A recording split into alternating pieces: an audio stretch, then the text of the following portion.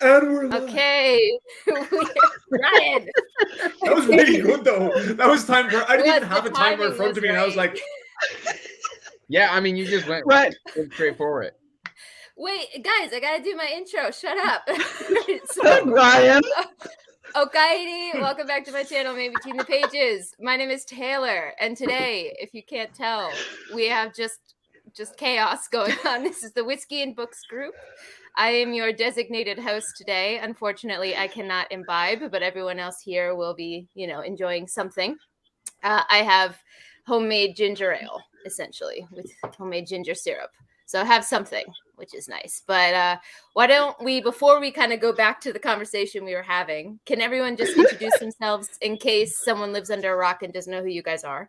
Maybe we could just go in a circle, starting with Crystal, and then Ryan, Sarah, and then Andrew. Oh, shit. Okay. Hi. My name is Crystal Matar. I wrote, I hate doing this. I don't know why I keep doing this to myself.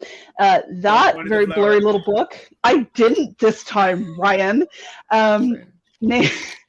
Called Legacy of the Brightwash, which was a Spiffbo finalist last cycle.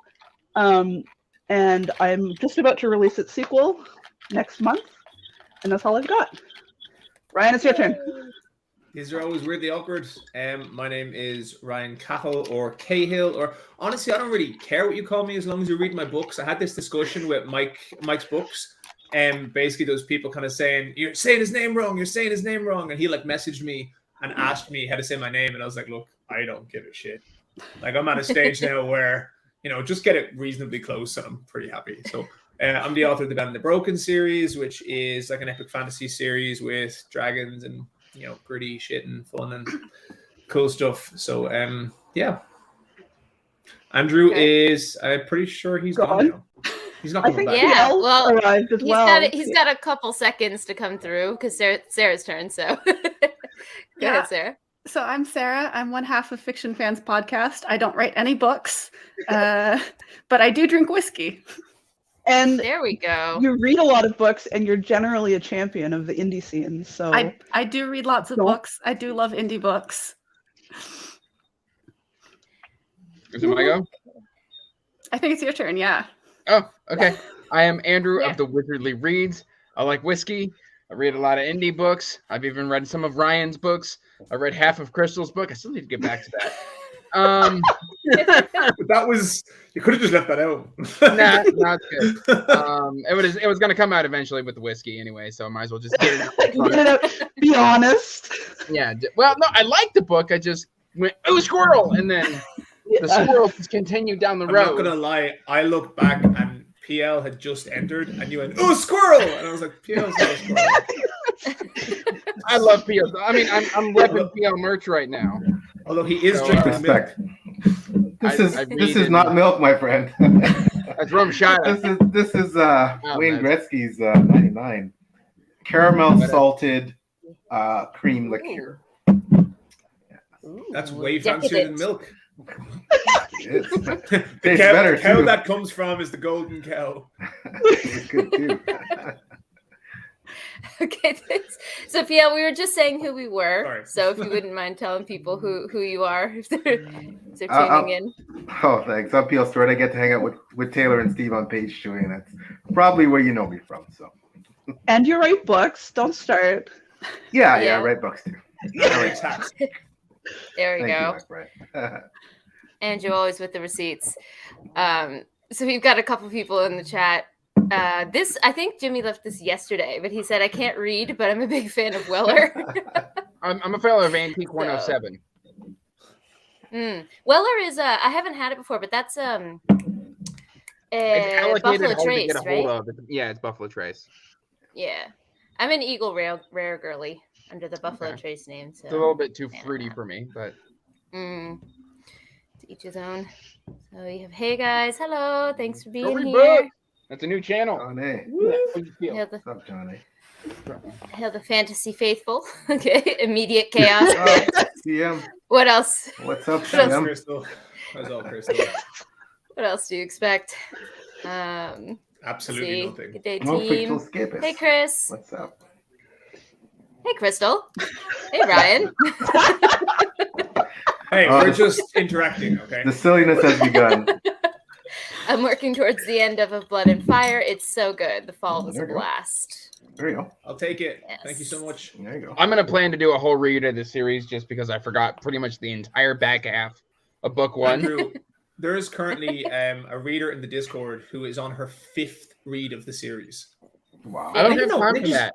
I think she's Respect. coming on to 6th, and I was like, I haven't even read them that much. That must make you feel good. That must that's- make you feel That's good. nearly 1 million words. They've only been out 2 years. I don't understand. And Of War and Ruin just came out, so like that's Yeah. incredible. It's impressive. I could do that if Yeah. I read nothing else. Yeah, because Yeah. they're chonkers. They're the healthy size. So I mean, I've got the new some of them. The new one is massive. Yeah. Oh My so God. easiest way, right? You could First kill one- someone with that. Yeah, see, I don't have the hardcovers because Yeah. I'm cheap. And that's do you know what big. the weirdest part is? Good The lord. weirdest part is Hmm. the printer has a print limit, which is 1,050 pages. When I plugged this book into the formatting for this book, it gave me 1,500 pages. So Wow. I had to, I literally was not allowed to print it. So I had to change the formatting to bring it down. So what is it now? So How it's big now is it now? like 1,038 pages or something. I couldn't get it to exactly 1,050. Wow. But yeah, so I had to bring the font down. I had to open the margins. I had to do loads of different things. And yeah, That's like Malazan, like Wheel of Time territory, bro. That's you know what the hardest part is? The awesome. hardest one was fitting it into the paperback, which is only 5x8, instead of 6x9. And I literally had to. I printed out a page of what I was going to have, and then I slotted it into the paperbacks of Wheel of Time. And then I just checked the difference in the font, and I was like, "No, this is pretty much the same. This is readable. Okay, we're good. We can go. We can print." So yeah, True scientific That's method. really clever, Oh. actually. it was pretty fucking scientific. Like I took it out, and I was like, "Oh, Yeah. okay, yeah, this is perfect." Yeah. Well, I really like the fall, so I'm looking forward to. I'll just probably buy the whole set at once at some point, and just Go through it. Woo! yeah. I need Fall to was get them great. a hardcover, but Hmm. I'll do it eventually. As far as I'm Right, concerned, I'll do it when it's It's- done. Buy as many So- copies as you want. it's such an awkward conversation when you're talking to people and they're talking about like going to read your book, because even like my family and stuff, like, oh, I have to get around to it. And I was like, honestly, if it's not your thing, please don't touch it, because you're Yeah. not going to have a good time, and you're going to get awkward with me when you talk to me. I don't care if you dislike it, but you'll think that I care, and then we'll get this weird awkward situation, and it's like, Yeah, it's kind of the just same way walking with around like using it as a plate panels. to make peanut butter and jelly, or some sort of sandwich. okay, so you and Taylor kind of talk at the same time, and then you Yeah. just to me started talking about peanut butter and jelly. Yeah, I I was said they were gonna come in holding the book, using it as a plate to make peanut butter and jelly, and that's what they did to support That you as makes an more sense. author. Okay, yeah. They just Yeah, use your there book you as go. plates. A really, I- really like tangential, cute story. Like when I first started, this is what's really funny, because I think I had a thing a while ago where someone was saying, oh, I don't know, I said something about like a piece of advice for marketing or something, and someone said, oh, well, it's easy for you because like if you do something, your book will just sell or whatever, right? But when I had my first book, Amy, my partner, she was so worried about any copies selling that she was buying like packs of them as gifts, as ebooks, and giving them to her family to download onto her Kindle. Like that's how little it was selling, and she was like buying it, and she was like literally they didn't care about the book at all. She's like, just open it and claim the link like over in the UK. She bought like 20 copies or something for me, which is That's crazy. so That's sweet. adorable. Yeah, It was really adorable. I didn't know, so I only found out a while ago. that's love, man. That's love. So that's awesome. I found out that Yeah. my dad has put my videos on in the background to give me watch hours. To give you reads. I'm like, for oh. My wife unsubscribed from me because she was tired of getting notifications. Oh, oh, The two shapes She's of like, love. I get enough of this anyway. oh, yeah. Oh, wow. That's rough. Like honestly, it's real though.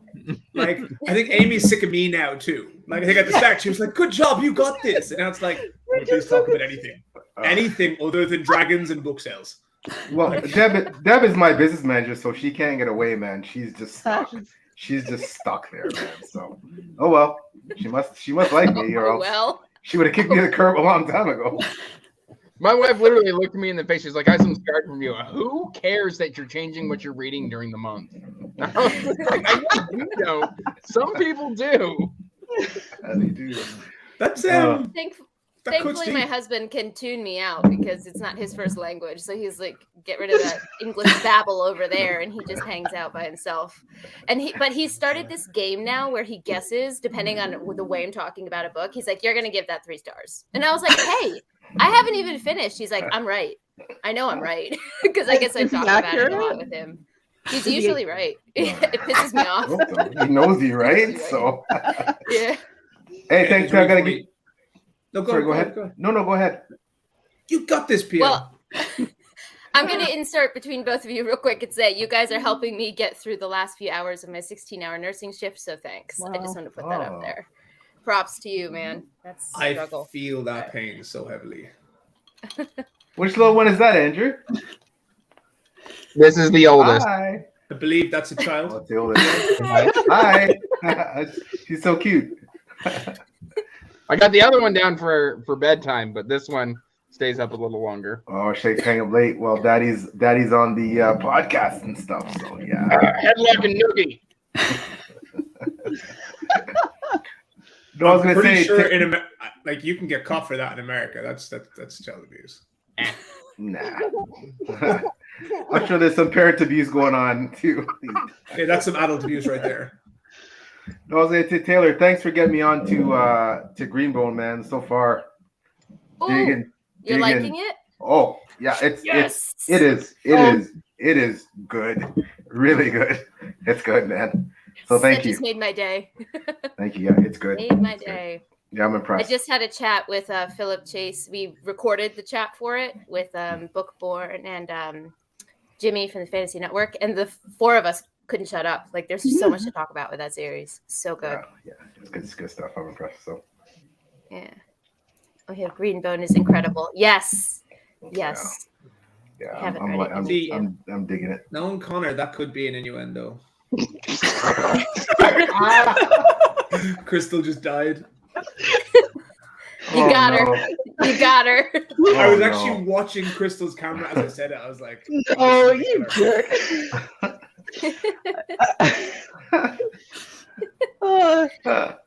There was one here that says, "Best dad, my 16-year-old son watches a ton of YouTube, and I found out he wasn't even subbed."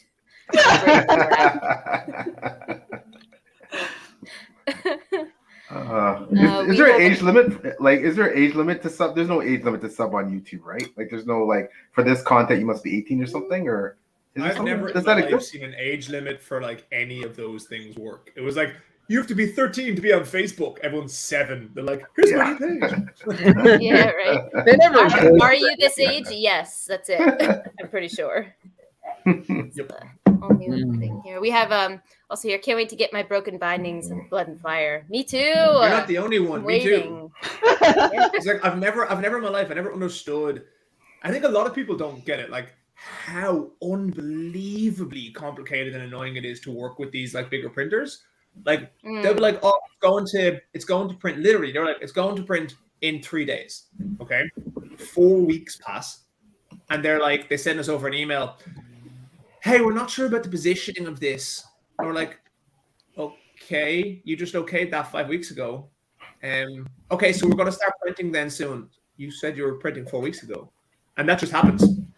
And then it's like, oh man, shit.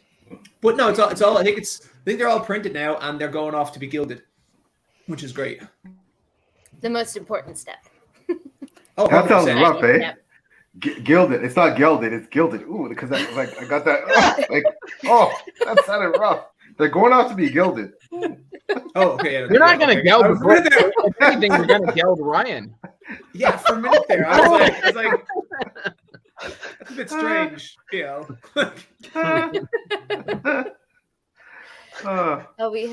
We had Connor mentioned Crystal's book. So I mean, speaking. It was Crystal's prepared for all the bone-related sex jokes. Yeah. In April. Yeah. So, what's the title of your book, Crystal? You want to share? I should have workshopped this, I guess, before it was official. But it's Legacy of Brick and Bone, And which is naturally going to be Legacy the of Brick and Boning. the minute that hit Twitter, it's already started. Others would think that you had something on your mind when you made that title, Crystal, but we wouldn't think that way. We're not like yeah, that. right. We would never think that. Yeah, right. Oh my god, why You did I were say thinking Legacy of about Brick and building. Boning? Legacy and Brick of Boners is so much funnier. I mean, that would The make sense of what possibilities I've are read of the endless. first book, Legacy of the Brightwash. There were some boners there. There were. Yeah. I'm trying. Yeah. Earlier versions of Brick and Bones certainly had more boning, but I think I've cut it down now to be about equal. Wait, no, equal to what? Equal, that means It's everybody a gets white boned, wash. like there's equal Like, boning throughout. Everybody Equal gets means in comparison to something. So what are we Yeah. equal boning. Equal to Brightwash, so there's the same Equal amount. boning for everyone. I thought you meant like there's as much boning as there is not boning. I'm like, No, that's slipping me into a different genre. might be Different both, genre. Crystal. That's slipping you. Genre. Like, what's going on here? Flipping in. You need a different cover, Crystal. What's happening? Official. The cover's not good enough. It needs a shirtless man. Yeah, you gotta get that Harlequin Yeah. romance cover going on, you know? Yeah, Tashway has to be like. Maybe I would shirtless sell or more. something. There we go. Hey, Alona Super Andrews, that's what market. they do. There's actual romance in there, though. But, I mean, they sell fantasy with romance covers because romance sells better than fantasy. It's true. do- Although something as long as Brightwash would be a hard sell, so it's. Maybe people will assume it's got a lot of sex. Listen, You gotta that, justify that page count with a I'm sex pretty scene sure, every I'm 10 pretty sure, pages. Andrew, you're confusing romance, fantasy, and erotica. No? A lot of sex tends to be in the erotica one. No. Which I No. think Crystal could No. Yeah. probably give it a Listen, go. that bad boy's gonna Jump have. ship, you could. That bad boy's gonna have no. That's gonna be probably the one of the hottest releases. That bad boy's gonna have no problem selling whatsoever. So it doesn't matter Yeah. what you put in there. So we're all waiting. Yes, I know. I've made everybody wait Pre-ordered my a really long copy. time. Pre-ordered. Can't wait. Oh yeah, I got a pre-order. Uh, Shoot. Bo's here. Evening, Oh. everyone. Based on the current combo, I joined at just the right time. And the Kind of rails all got the jumped time. real quick, and now the train is careening through the woods. That's So accurate. Yes. was it me who started it? This happened last time, too. Yeah, you didn't start it because the title of your book, Crystal. You started it. No. Your book is of brick and bone. Like that's, No. This time it was Ryan. Boners. How to brick and bone. There you go. How to brick work it. brick boners. That's There A we guide That's a to way- brick and boning. God. All right, I'm shutting it down. I'm shutting it down. Taylor's gonna get like 6 penalties for this from YouTube No, for this PL, broadcast. I don't look for any kind of return on the investment. But just for anyone watching, I think some people are tuning in for the whiskey part of this. So will everyone share what they're drinking real quick? Oh yeah, 100%. I want to hear what. Well, what's Yeah. I just kept talking there. I think it's because I have problems in my brain.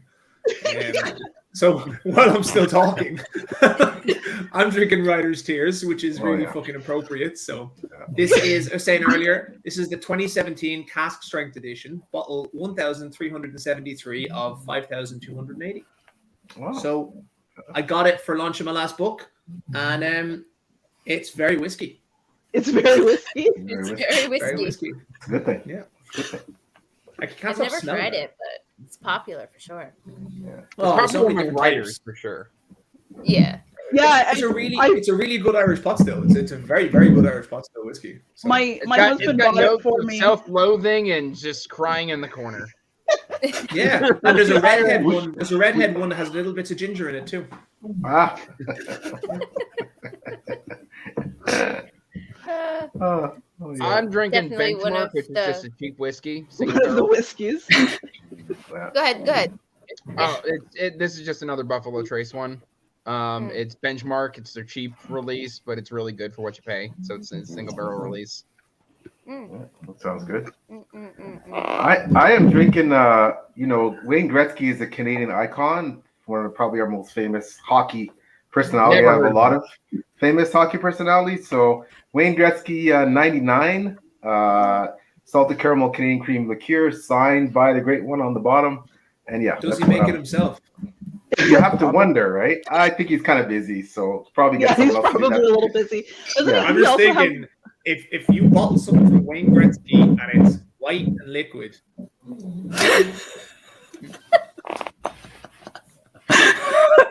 Oh, We're back here again. oh no. honestly, what no, more can you expect from nobody this has group? ever said that. If nobody has said that, nobody's thinking critically. Okay. Well, he probably could bottle his and sell it and make money, but I'm hoping that that's not what I'm drinking. It doesn't What taste that like is. that. Well, just check It how doesn't many taste That like way, that, but somehow, because a whole bottle of that, like he would be putting in hours. Yeah, that would be that's, great. that's a lot of work. That's a lot of work. So, Like, but if you look at the back and it says bottle 1 of 5, I think you're in trouble. okay. Thanks for that That's tip, about the- Brian. Sorry, PL. Hopefully, Back it's number. That makes me feel so much better drinking this, right? It's like, yeah. You're not going to stop, though, are you? No, it's too late now. The damage has been done. It's too late now. Sarah, what are you drinking? I'm drinking Aberfeldy 12-year-old. It's quite nice, not peated, which is unusual for peated? me. What? I know. Sarah, I know. I'm letting everyone You've been- down. you've been replaced by an imposter, and we need to call 911 immediately. I mean, I don't enjoy gargling dirt. I do. Yeah, me It's not too. that bad. It's not No. that bad. It's No, not that bad. you gotta I have all the different types inside. I'll have like the Islay scotches, have like your normal single malt scotches, Irish pot stills, gotta have some bourbons. Depends on how you're feeling. I'm not a Sarah's sweet all whiskey Isla. fan. I don't like Oh, I don't like bourbon. Most scotch is still know. a little too sweet No for me. bourbon. So Sarah. I know. Oh, man. I'm getting kicked out of the group I'm immediately. disappointed. I'm Yeah. an equal I think equal so. opportunities drinker. Yeah, You're a whiskey whatever's there, slut. I'll drink it. I mean, okay. That's what I Like said. if someone is giving me a glass of bourbon and I don't have anything else to drink, like I'm not going to turn it down. But if I had my druthers, it If would you're be very paying. heavily peated Yeah, you're Scotch paying. whiskey. Yeah, we have exact opposite palates. I think. You can have my bourbon and I'll take your Scotch. Perfect. Look at that. I actually bought. Taylor, you because- can't say because of anything, okay? this- Because you're letting us down just because of a kid. Okay? I know. How dare I? Just because of that. What's 1 to 6 glasses gonna do? Okay? In Ireland, Convenient in Ireland, they excuse, I didn't even know. stop drinking That until like the explains a 1990s. lot about you. Exactly. I mean, I've heard in Ireland they just take the whiskey bottle day one and just shove it in the infant's mouth. Yeah. Well, there's a reason why I have a better tolerance. Sorry, we're all about training and uplifting people in Ireland. Okay. So, Of course. I finally get to see Ireland next year. I'm going to Scotland for Worldcon, and I definitely going to get to Ireland. So I'm hoping. oh, for a second there, I was like, I finally get to go to Ireland next year. I'm going to Scotland. I'm like, It's not now yet. I know it's not in Ireland. well, I'll be at Worldcon as well. I'm going to fly over to Glasgow. Hey, let's see you there, brother. I think a lot of people are. So Yeah. It's gonna be big. And I'm not going to be in Canada this year, but I'm going to the States. I'm going You to did. Dragon Con, Oh, which would be cool. Where's Yeah. that? That's in Atlanta. That's Um, Georgia. Yeah, so I'm going to do like a few nights in Nashville and stuff, and I'm going to go to Dragon Con, and then I'm flying from Dragon Con over to Dublin. I'm going to spend 2 weeks at home, and then I'm going to go to Fantasy Con in Birmingham. awesome. That's awesome. Yeah, Sounds like so an cool. amazing trip. I'm jealous. Hopefully. Are you attending Dragon Con just as an attendee, or are you going to have a booth? Or So I'm definitely not going to have a booth. I don't want to have a booth at all. Just because if I wanted to get books, I'd have to lug.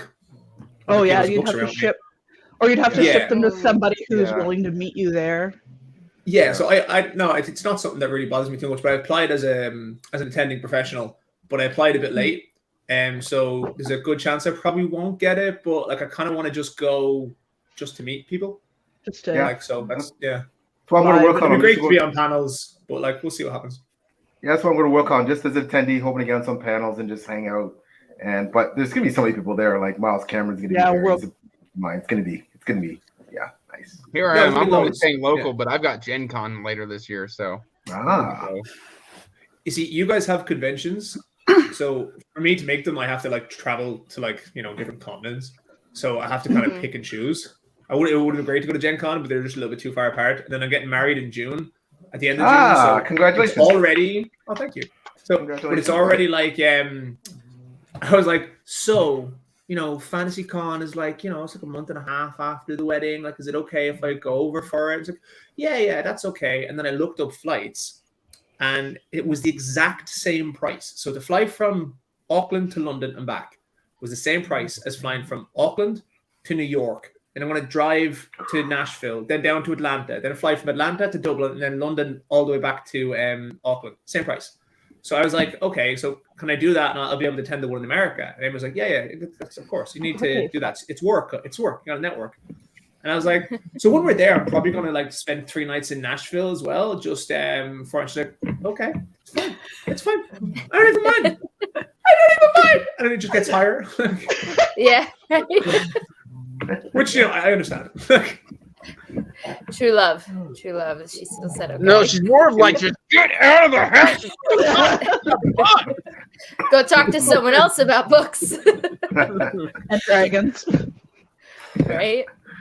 Books and dragons. It is what it is. She's secretly every night as you're sleeping, she's just standing over you with a hand and a half sword, just like, just one more time.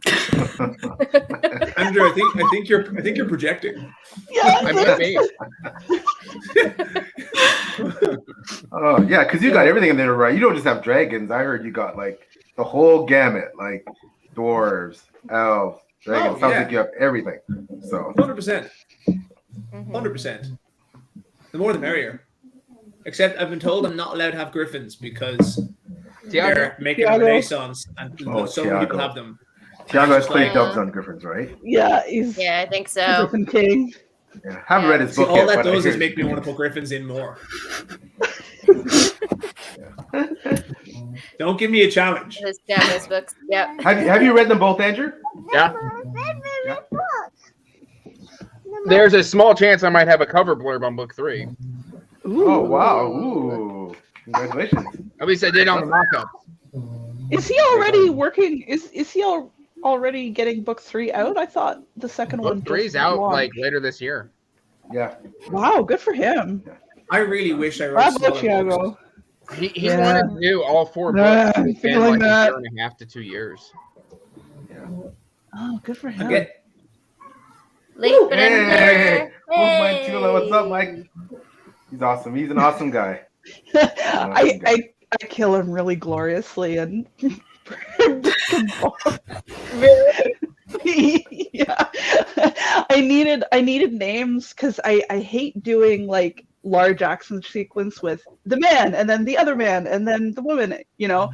So I needed names, and I took Matt, who is Megan's, and I needed somebody else, and he just volunteered. So Ishmael brutally murders both of them. Oh yeah. In the first third of the book. So that was a lot of fun. I think that's my first really rough Tuckerization that I've participated in, and now I'm hooked on it. Everybody wants the great death scene, so that's I'm sure they're happy with that. Yeah. So I'm just watching the whole new gym routine. Yeah. Andrew's workouts, yep. Getting his reps in the background. Oh, Yep. that's awesome. Connor says it's such a harrowing sequence. Yeah, it's pretty rough. I literally have a scene in book 2 where someone beats someone to death with a blunt force instrument, which is a book. Which is kind of perfect for the 3rd book coming out. I think Thomas Howard Riley Talk also about put that- projecting. Like, yeah. Yeah, Thomas Howard Riley's book could be definitely used as a. No, I think he put it into that book as well. He put it into the sequel. I think that somebody beat somebody to death with a book. Oh yeah, I gotta read the sequel. Yep. First one was good. Endless books. What's everyone reading right now? If I showed you. I showed you before. Yeah. I'm currently beta reading something for. I'm currently beta reading something for Patricia Meredith. And then I'm also working on the last book of Cycle of Fire. Ah, yes, Jenny's. And where'd it go? Yeah. Oh, No Port in a Storm by Cal Black. Oh, cool. I haven't heard of that one. Oh, That's not out yet, is it? That's an arc? Or is it out? Yeah, it's an arc. It's an arc. And then this is the original one. Oh. Milan for Heroes. Fantasy Western. Yeah. Kind of a slut for fantasy Westerns. They're hard to find. Yeah, there's not a lot of when they're done, they're so good. Yeah. I love it. There's something about a 6-shooter and a dragon and a train robbery that just works for me. Are you reading anything, Sarah? I'm reading Eyes of the Void by Adrian Tchaikovsky. Oh yeah. Which is, I'm really enjoying it so far. And then also I finished a little while ago, but I wanted to give a shout out to K.R.R. Lockhaven, who is doing a Kickstarter for a new cozy fantasy novel called, oh gosh, why am I blanking on the name? Mrs. Covington. I always pronounce it wrong. But it's Covington. Yes, Mrs. Covington. It's super cute, cozy fantasy. Bad things don't happen. Well, I mean, like there's conflict, but it's not like grim and depressing conflict. So he's raising money for that right now. Kind of like Legends and Lattes. Yes, yeah. except I have in a pub with so nachos. much respect. But I have so much respect for authors being able to do that because I actually And making it compelling. I can't fathom how to create a book like in that vein. It doesn't even work in my brain. I'm sitting down being like, how could I do that? So the fact that it makes a lot of sense for him to go in that direction because his the series that he's currently working on is not what I would call cozy fantasy, but it's definitely cozy fantasy adjacent. Yeah. So it's like a very easy transition. Mm-hmm. And it's excellent. I love it. Everyone should go back it. Okay. Everyone in the comments, take note. Yes. Covington. We actually had a discussion about that on the Friday conversations, the cozy fantasy, how there's a huge market for it in the West now. But I forget, who was it that brought up the point? Maybe you'll remember, Pia, I don't know. But about in Japan with anime and manga, there's always been a well-selling subsection of slice of life stories. Like they always have sold fine and they've always been popular. So it's really interesting to see that kind of reflected in the West now. It seems more, I don't know, maybe because of the indie scene is becoming more popular. There's room for more genres to flourish, but from anime, it was like or in Host Club or Berserk, and then it just goes like Gundam Wing, and it's just like there's a whole spectrum of anime. Mm-hmm. Yeah, but I think you can almost immediately see in the indie scene from when Travis Baldree released it. Like, I know that people don't like to attribute stuff to like single events, but like it's such a clear like volcanic event. Yeah. There's so many books, like even like Quimby Olsen's books, which I've only read little bits of, but are so witty and fantastic. Like they weren't selling the way they were selling. And then all of a sudden, when you create this once in a just blue moon eruption that was Travis Baldree's book, people go, I want more of this. And then there was already ready-made cozy fantasy there. It just people didn't know. Like Quinn was selling quite well right before Travis. And it's just, I think her timing, she was just ahead of him. And she was part of her massive success was that she was tweeting about it as she was writing it.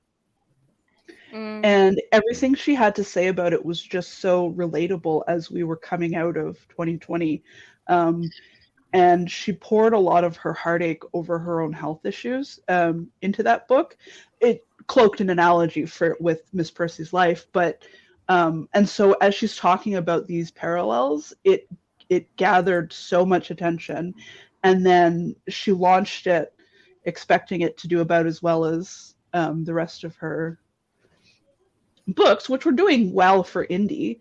But it went, and then Travis released his. Yeah. And I think a lot of people were feeling the fatigue from everything we went through collectively. Yeah, and they were tired of it in their fiction, and so Quen and Travis and a couple other people were positioned really well because they were also tired of it, and they moved really decisively and took off. And it couldn't be happening to better people. I'm really. Yeah. And I mean, Travis already had a huge following. As a narrator. Narration and also game writing, is that right? Or so he came developing industry. Game developing. And then he started doing audiobooks. And basically what ended up happening is he already had a fan base because people when people found out he was writing a book, they were just oh my god, this narrator I love is doing something.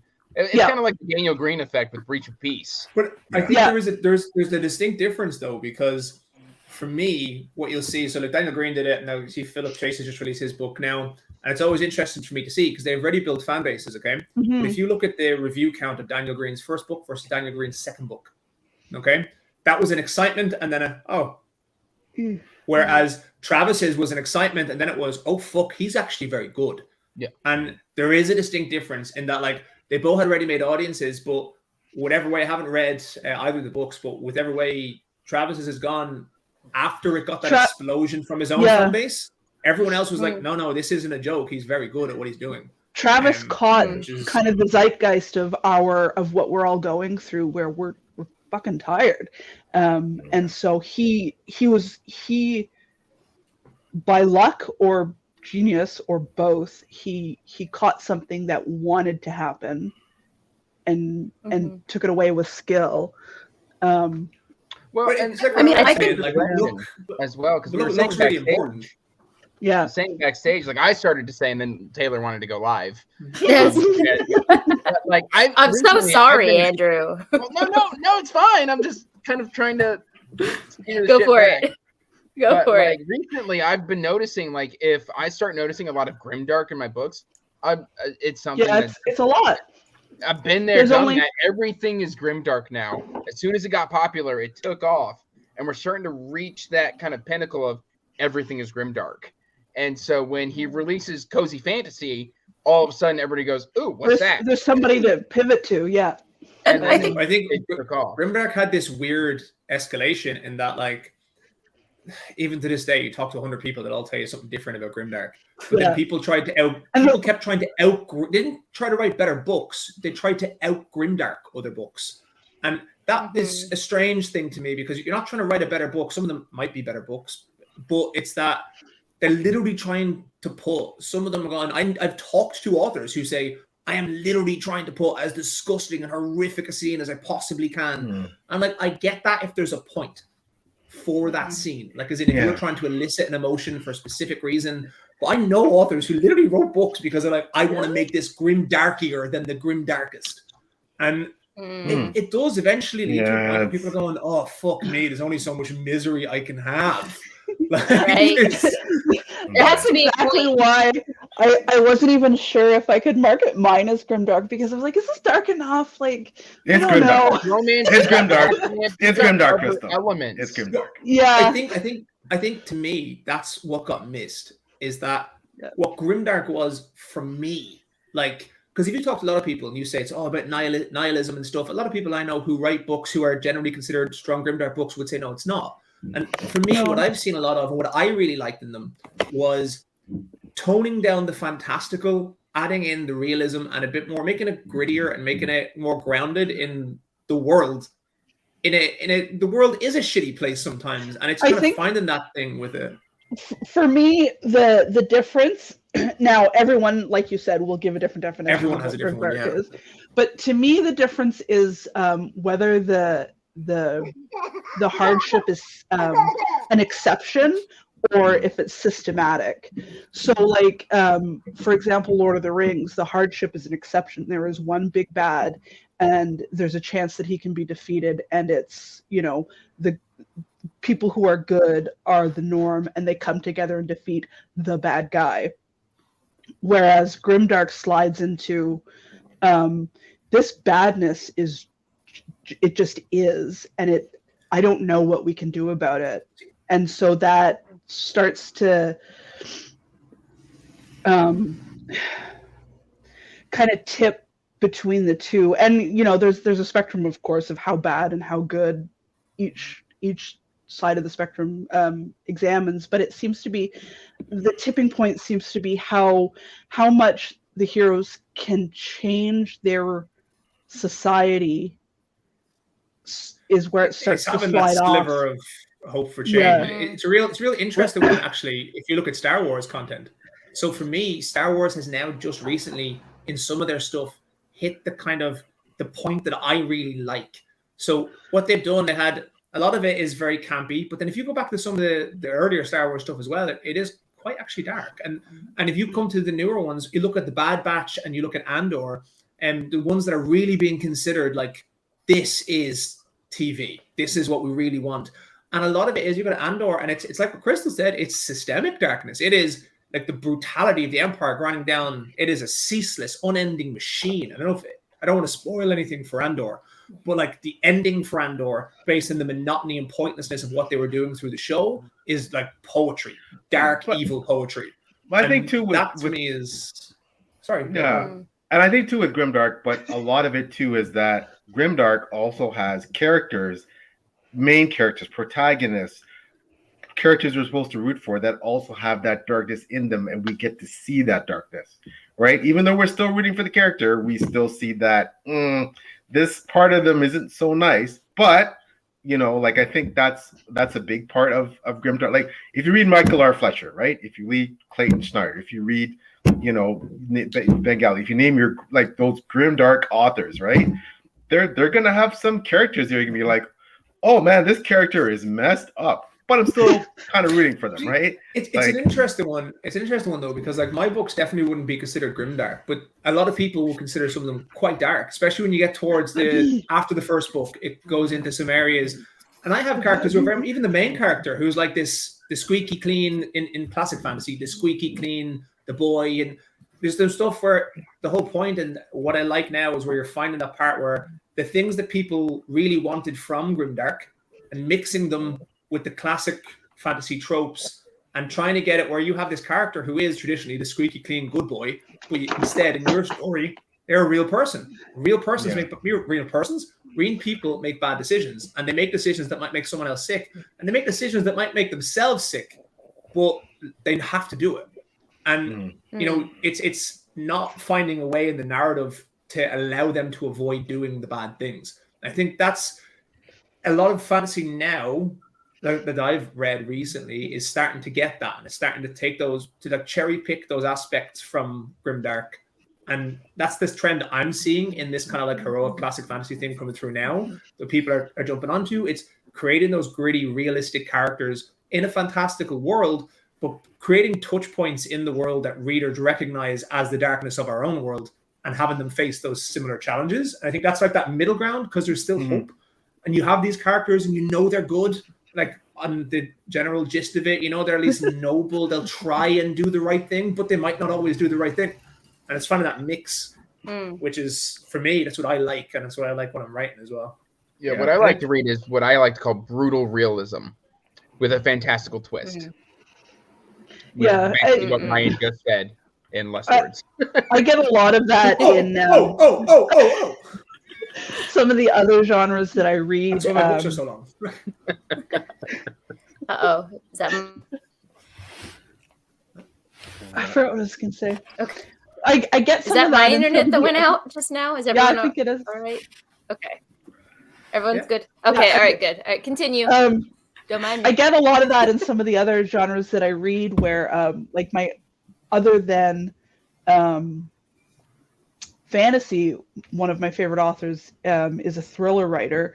And so he writes A Private Eye in Boston. And his books are fucking dark, man. And and sometimes I feel like fantasy can't quite touch how and I like fantasy for that, but it never quite bridges the gap to how rough historical fiction and thrillers can be, because they like to get up into the politics and the systems and the shit that's keeping us so messed up, and so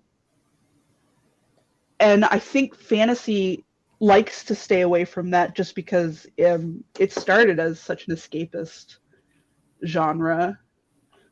But now we're sliding into it too because we can't escape it. It feels like we can't escape it. Yeah. Have you watched Andor? I haven't. Because that is like exactly what you're describing right now is fantasy doing just that. Yeah. And it's like some people don't like it because that's not what they want. Exactly what you're saying. They don't like it because it's not what they wanted from Star Wars. And another people Star Wars is because it's Star Wars, I feel right? like I'm watching something I can relate to because this is how I feel right now, and it's a tricky balancing act. That's why I got that split. You have I loved it, and a lot of people loved it, but then it's because some people are going, "Oh, well, I wanted to see the quirky space wizards. I don't want to see this." Whereas, like, I thought it was fantastic. But there's an element of like, I mean, I look at something like I'm trying to get. Oh, here's a good example. I'm looking at something like Broken Empire series by Mark Lawrence. Okay. So Mark Lawrence has a character that is completely reprehensible. He's basically a young teenage, essentially homicidal maniac. He's tortured, and there's a reason for that, but that's the character. So you read him for 3 books. And for some people, especially if you like your characters nice, or at least redeeming, he doesn't have a lot of that, right? But it's compelling. It's compelling. Like, I write a character that's totally detestable. Okay, well, you know what? Like, for some people, something to say, yeah, but of course, not that bad, PL. Oh, he's pretty bad. He's pretty bad. No, Poor Sarah. He's pretty bad, Poor and he Sarah gets was worse. about to say something really smart about Grimdark, and then all of us interrupted her. I was not gonna say anything very smart about Grimdark. I don't believe you. Well, something very smart about something. I don't even remember what I was going to say. Oh at this point. No. Oh no. I'm not. I appreciate that lots of people like Grimdark. I am very much a escapism reader, so I prefer things to be a little less. Everything is bad all of the time, even if there's this one sliver of hope. Everything is awesome. I really like this trend towards more cozy fantasy because that's more like my happy reading genre. But I think another author who does the detestable character really well is Rob J. Hayes. I don't know who else has read The War Eternal, but Eska is just a bitch. She's just she's not a good person. There's a reason for it, but he never moralizes that away. He's never like, but actually she's good. She's not. She's just not. I mean, I just looked into that series. I honestly don't think Eska's that bad. I think she's also said that about. Okay, Andrew. I want to know. Andrew. So who is a bad sick motherfucker? I want to know, like, for Andrew, like Andrew, who is a bad character? Like someone that you warlord over here. I mean, so you've got Jorg. Andrew's like Taylor Swift. You've got Fletcher. Whatever Fletcher's writing, those Manifest Illusions, they're literally insane. Yeah, they're bad. Yeah, they're insane. Manifest Illusions is pretty, like, they are messed up. They're messed up. Yeah. I mean, like, literally one of the characters were like, should I sleep with this person? Oh, they woke up. Let's stab them in the eye. Like, yeah, they're pretty messed up. Might be that's FF right there. So the characters you're talking about are damaged. And like Eska is damaged. Eska has been through literally the wars. So I mean, she's got PTSD. I don't know. Wait till you read book 3 and see what she does. I haven't read book 3 yet. It rolls back to what you deemed as dark, and that's what I was saying earlier about how people were trying to out Grimdark the Grimdarkier books, and like, you know, the sort of shit we're talking about, it's really fucking dark. And just because there's another character who's insane and stabs people in the eye doesn't mean these other characters aren't dark. It's just that's a whole different level of fucked up. I think that's where lahaine comes in with, like, just the shit that he serves you, and very, very conversationally too. And so this writer that I was talking about, this mystery writer, he spent time working as a social worker adjacent to the Boston police force. He would go into arrests and take custody of the children in those situations so that they were safe and out of the way. And he worked as a Just therapist. the character or the writer? No, the writer. Okay, because I was like, this is going to take a dark fucking turn if this is the character. It is going to take a dark turn. He worked as a therapist with children who are victims of abuse, and so when he wants to write about some stuff, there's this feeling of knowledge there and he never puts detail in, but he's seen some shit, and that's what I mean when I say like that. Often fantasy doesn't even approach this, and maybe it's a good thing that it doesn't, because it's rough, it's hard to read, but at the same time it's something kind of bearing witness to that kind of catharsis of him trying to carry characters through that and healing them through it. It's something. Yeah. Well, I mean, Crystal, I've fucked it up.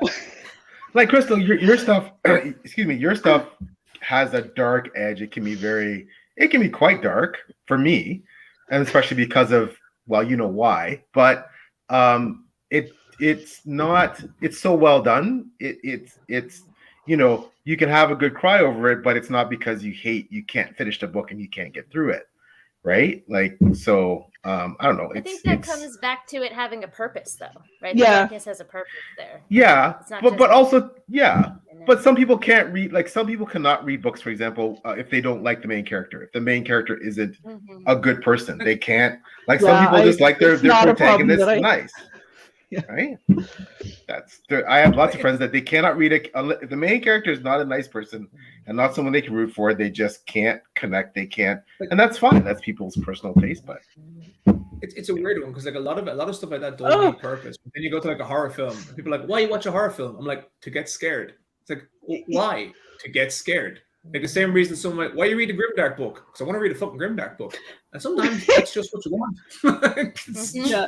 I want bleakness. I want horrible shit. See, I don't watch horror movies either, so at least I'm consistent. That's fair. That's fair. See, I don't like horror movies, but I love a good horror novel. Same, Andrew. Same. Yeah. I don't know what it is. I think it's the where the fear hits you, because a horror movie, they're relying on you seeing it. Depending on it's where. It's so hard to scare someone in a written book. It's so hard to actually. And so when it works, it's really good. It's not hard to scare me. Just saying. I honestly think it's probably the hardest emotion to elicit in a reader. That's just a personal thing. When I look at it and I go, I have a serious respect for horror writers, because, like, you can. To actually make someone scared from words on a page is tough. That's not easy. Like, you can make someone cry by, like, it's simply by coming into a scenario that they're familiar with, that they have their own emotions tied to it. Like, but like, if you have someone who has emotions tied to fear of a spider and you write about a spider, they're not scared. They're like, oh, Jesus, fuck that. They're not actually scared. They're not gonna like be experiencing fear. A really good horror writer is amazing. Like, so good. One of the first books that made me think, oh, I might like this horror stuff is Nightfall here. I can't pull it out. I'm trying to do an Andrew and I'm failing. Hold on, where is it? There it is. Yeah. Oh, Daniel Barnett. Daniel Barnett, Nightfall. Yeah, this book is. I think it's Andrew, is there any books you don't have? Andrew, is there any books that you don't have?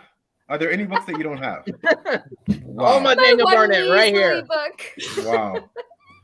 But this book filled me with such dread. It might have been the time that I finished it also. I finished it at like 2 a.m. And I was like, oh my God. This book is about what if the sun disappears and what would happen to humanity if it just disappeared with no rhyme, reason, warning, nothing. And I finished at like 2 a.m. and I was like, the sun's never coming back. No. I was like panicking. So this book really, it got me. But it's not like a jump scare horror. It's like a dread horror kind of thing. So far, anyway. That's my jam. Sorry, I'm trying to imagine a jump scare horror in a book. Boo! Yeah, right? Like, wow, didn't see that coming. The series just gets darker and darker. Literally? Yeah, I wanted to put that on my TV. I didn't even read the page. So it was really skinny too. I bet I could actually finish it. Because it requires you to be able to suspend disbelief. Yeah. Because basically the sun goes out, people go insane. And if you can't stop yourself from asking why, then you're not going to enjoy the series. If you can't stop yourself from asking how anyone's alive, because how are the plants growing and how is anyone finding any food sources? It does go into that. It does go into that. Well, that's cool. Yeah, but it's like out. my favorite thing ever for explaining like suspension of disbelief. I can't remember who was saying it. It was on a podcast, and it was brilliant for me. They're like, you put a Pegasus or whatever, whatever the fuck you want, put a Pegasus or a dragon in a book, all right? If you want someone to suspend disbelief, you go into detail as to how the saddle works. If you can explain to someone how a rudimentary thing in the real world, like a saddle, fits onto a Pegasus around their wings, you don't need to explain why or how a Pegasus exists, because the reader will just accept it. Because you have explained how to saddle that Pegasus. And I love that. So like that sort of stuff, you can suspend disbelief for that whole thing if someone explains food like those small things. I think they're really, really cool. Mm-hmm. In the first book so far, I think it's just like the first day and night, maybe the first two, where everyone has their initial reaction. It's the first little bit, yeah. Yeah. So we haven't gotten to Is that it part vampires? yet. No, it's nightmares. Literally the series is called the Nightmare Land Chronicles. So it's nightmares made manifest. Wow. All right. Gotta check that out. All right. So I don't want that. It's short. You'll read it. You'll read it in like 2 seconds with your review. Okay. Yeah, so here are the first 6. Like quite literally, it's as big as one of Ryan's books. Oh yeah, that's I can handle that. Yeah, I can handle that. Yeah. Okay. All right. What's the author? I'm gonna. The first Daniel Barnett. I'm pretty sure my novella is that size. Yeah, they're basically the size of all of Ryan's novellas until you get to the 6th book. Like I'm not joking. Pretty sure it's about novellas. Yeah, that looks about right. Nightmare Land Chronicles. Okay, I found it. I'm First gonna book put is this on. Nightfall, Lullaby, Sleepwalking, Flashlighters, City of Blood, and Lily. All right, yeah, I'll put it on TBR. And it gets a high recommend from both me and Largely the Nerdy Narrative. I'll put it on the TBR. I love you can the tell by his squeak face in the right now background. he's chopping. Yeah. That's the Yeah, face that's of chopping right there. Miel's read the first book just there. There we go. Well, it's like book number 602 on my TBR. So yeah. I don't even count anymore. It's just It is mad to me. Sorry. They're just there. I'm just saying. I just know the TBR is there. I have no idea how many, and I really want to know. Buy books because they look nice, and then if I read anything, bonus. I find it so hard to read since I started writing. Like it's insane. I went a year without a book. I just could not read them. And like even now, like I can't have a TBR. It's like longer than like 4 books maybe, because like I'm listening to Game of Thrones, and then I'm going to move on to something else as it finishes. And if I get to read stuff, great. Like it just really hasn't. I don't know what it is. It's like I lost my attention span. Like even when I have time, I pick it up and I'm enjoying the book, and then I just read 6 pages and put it down. As you're reading, you're like, this, I could be working right now, and then it just sucks. I've recently tried to take a weekend off, like me. Oh, I'm gonna try that too. Once Brick and Bone is out, I'm gonna stop. Just dive on into Cradle. You'll be fine. I don't know if I can. I don't know if I'll ever get to Cradle. I keep looking at that. I'm going. I don't know if that's gonna be for me. I keep thinking, if you don't like Dragon Ball Z, don't even bother. I've never read Dragon Ball Z, so I don't know. Well, if you want a PL, it's quite quick and easy. You'll get a taste for if you like it or not. If you just go into the audiobook in the first one, it's quite short. And even the first book's quite short. And from what I've heard, it gets way better after the 3rd book, which is what everyone says about Malazan, but these are far shorter. And I hated that. Hated it. Yeah. Oh no, they're very different. Well, I'm loving Malazan. That's a whole other. I read the first 3 pages of Malazan, and I actually put it down. I was like, "What the fuck just happened?" Like, that's Stephen Erickson, right? Eventually, and obviously it has so much. I'm gonna like it, but I put it down. I was like, "This felt like reading an encyclopedia." And it's nerd homework. It's nerd homework. Yeah, it gets nerd homework. You know what it is, Ryan? It's one of those things. Honestly, like at first, and as a writer, we're writers, right? So at first, it's like, if I'm not getting this, and I write this kind of stuff, you feel really inadequate. But trust me, keep reading, and like eventually. I'm telling you now, I didn't feel inadequate. I was just like, what is this? Like, I mean, the way I look at it is obviously there's amazing craft in it because it wouldn't have done as well. And basically, if you are able to write one book and then write the second book in a series with totally different characters and still succeed, there's something good in it. But I read the first few pages. I was going, this is actually like tough, weird homework. And I was like, I don't have the headspace for it. I was like, I want to read. Yeah. I think I read that one. That's Gardens of the Moon, isn't it? Yeah, Gardens of the Moon's the first one. Yeah. I read that one in the dark times, right after David Gemmell died, and I was trying to find another fantasy author, and so I'm saying that's why I bounced off of it, because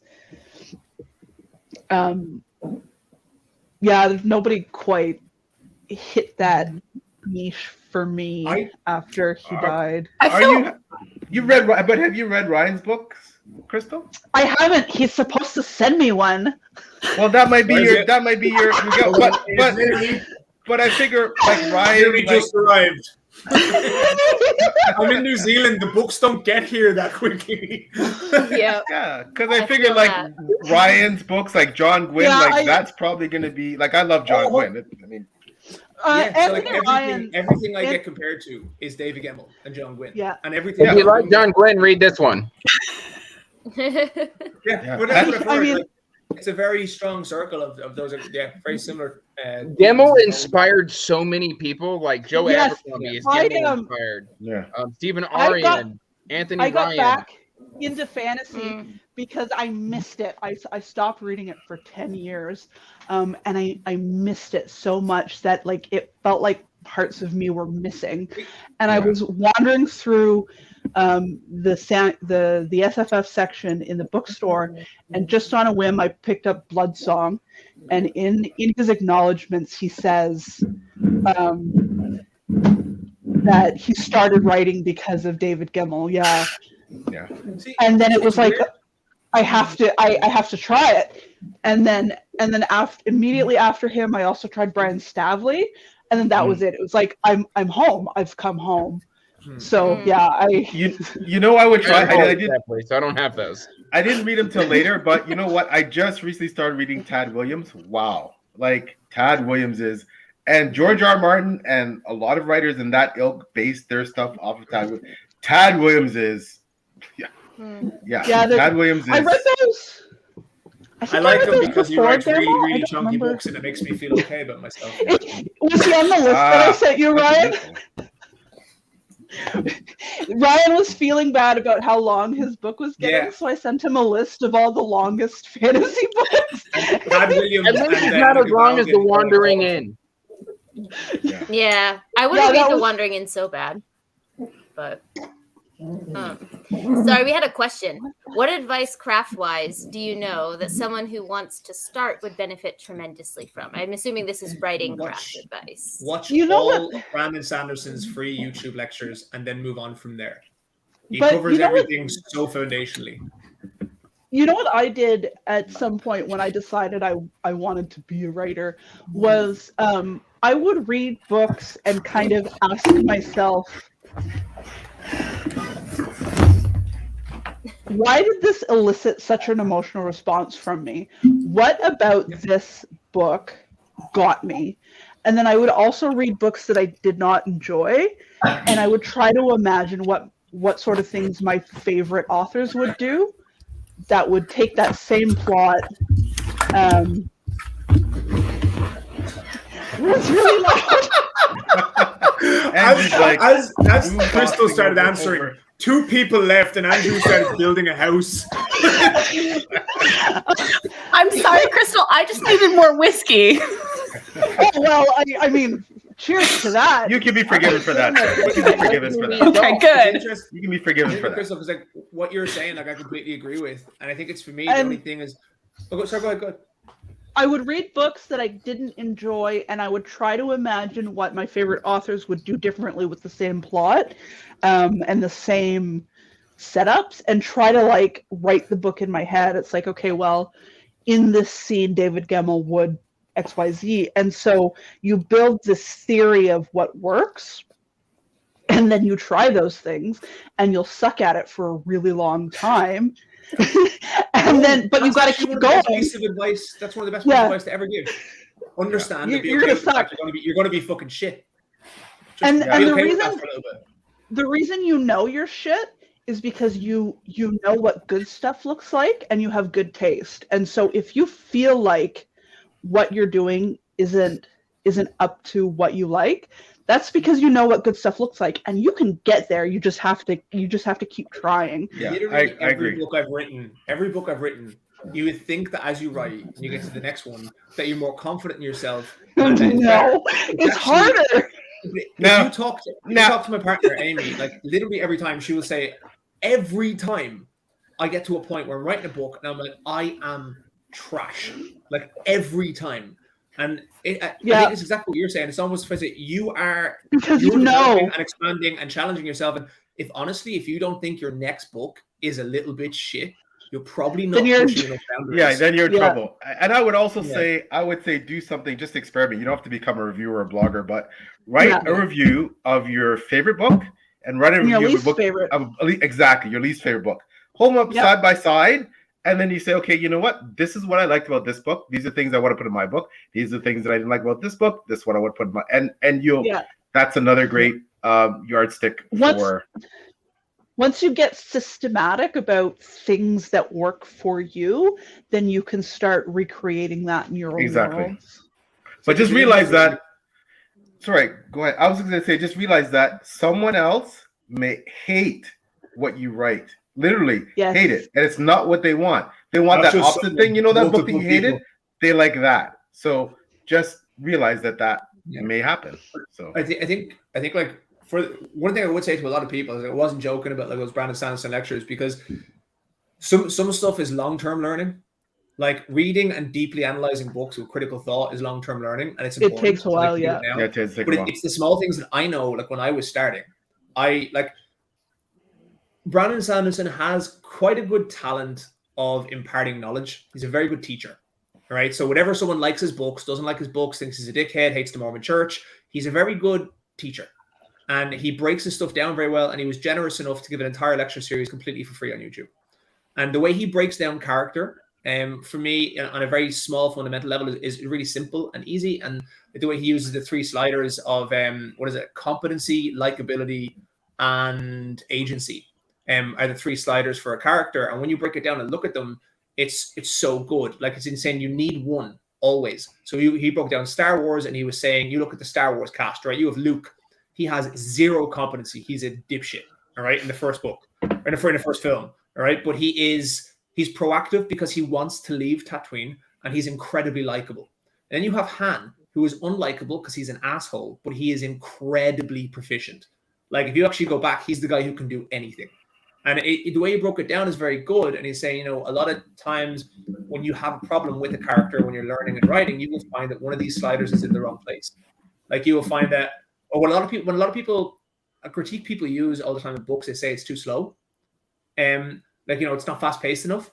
And one of the quickest things for something being fast paced that I've seen or being slow paced is that they actually haven't given their protagonist enough agency, and their protagonist isn't being proactive enough in what they're doing, and that's one of those sliders. Or their protagonist is not likable enough, which means that the slow pace, you can't put up with it because you hate the fucking character. And it's really interesting how he broke it down into 3 sliders, and no matter what problem I came across, I was looking at them and going, honestly, if I fixed one of these, it will fix the problem. So it's free, and it's a lecture series. It's really good if you're starting and you just want to kind of get basic grasp of craft. Like, it's really, really cool. I would tell anyone to go look at them, and then you can do deeper stuff. Yeah, basic craft stuff, that's really important. And it's okay if you have not had formal training in writing. If you have not it's not required. You don't have to have taken writing courses or majored in university and creative not required, right? I dropped out of high school halfway through grade 10, and to become a badass. So yeah, I'm very much an advocate that all of this, especially in this day and age, where information is so accessible, you can teach yourself. Yeah, and some people, and let's face facts. Some people, I don't say born with, you can learn almost anything, but some people have writing talent. They're born with it. They nurture it. They develop it, but it's something that they have. It's an innate ability. Hard work beats talent every time. No, agreed. But sometimes you can shoot a basketball really well, and that's something that you can do, and sometimes you can't. So, but you can work on being better shooting basketball, especially if you have that talent. And, that's something. So don't ever feel like you won't develop, because frankly, the more books you write, technically at some point, if you keep going, you keep learning, and you're open-minded, and you keep honing your craft, you get better. That's just the way. Just it's like, be again, okay like with basketball. being shit for a while. From a person who doesn't know anything, you can just be an awful human being and just stick it into AI and make it do the work for you. No. We're all gonna explode. You're gonna be an awful human being. But there's going to be someone now who watches this who goes, "Oh, I'll try that." Too late already. The cat's already out of the bag. People they shut down a website that did submissions because people started doing that. Yeah, Clark's World and Grimdark magazine. The biggest issue that you can talk about AI for hours and hours and hours, but I think a lot of people, especially in the indie scene, don't really understand. They really don't understand. So trad is a lot more protected because you have gatekeepers. All right, so very easy. There is that at the stop line. Okay, with covers, you already know they're going to get wishy-washy because they hate paying for shit, right? But with actual authorial pieces, for indies, what indies aren't understanding is the trouble that it's going to cause. So Amazon is all about consumers.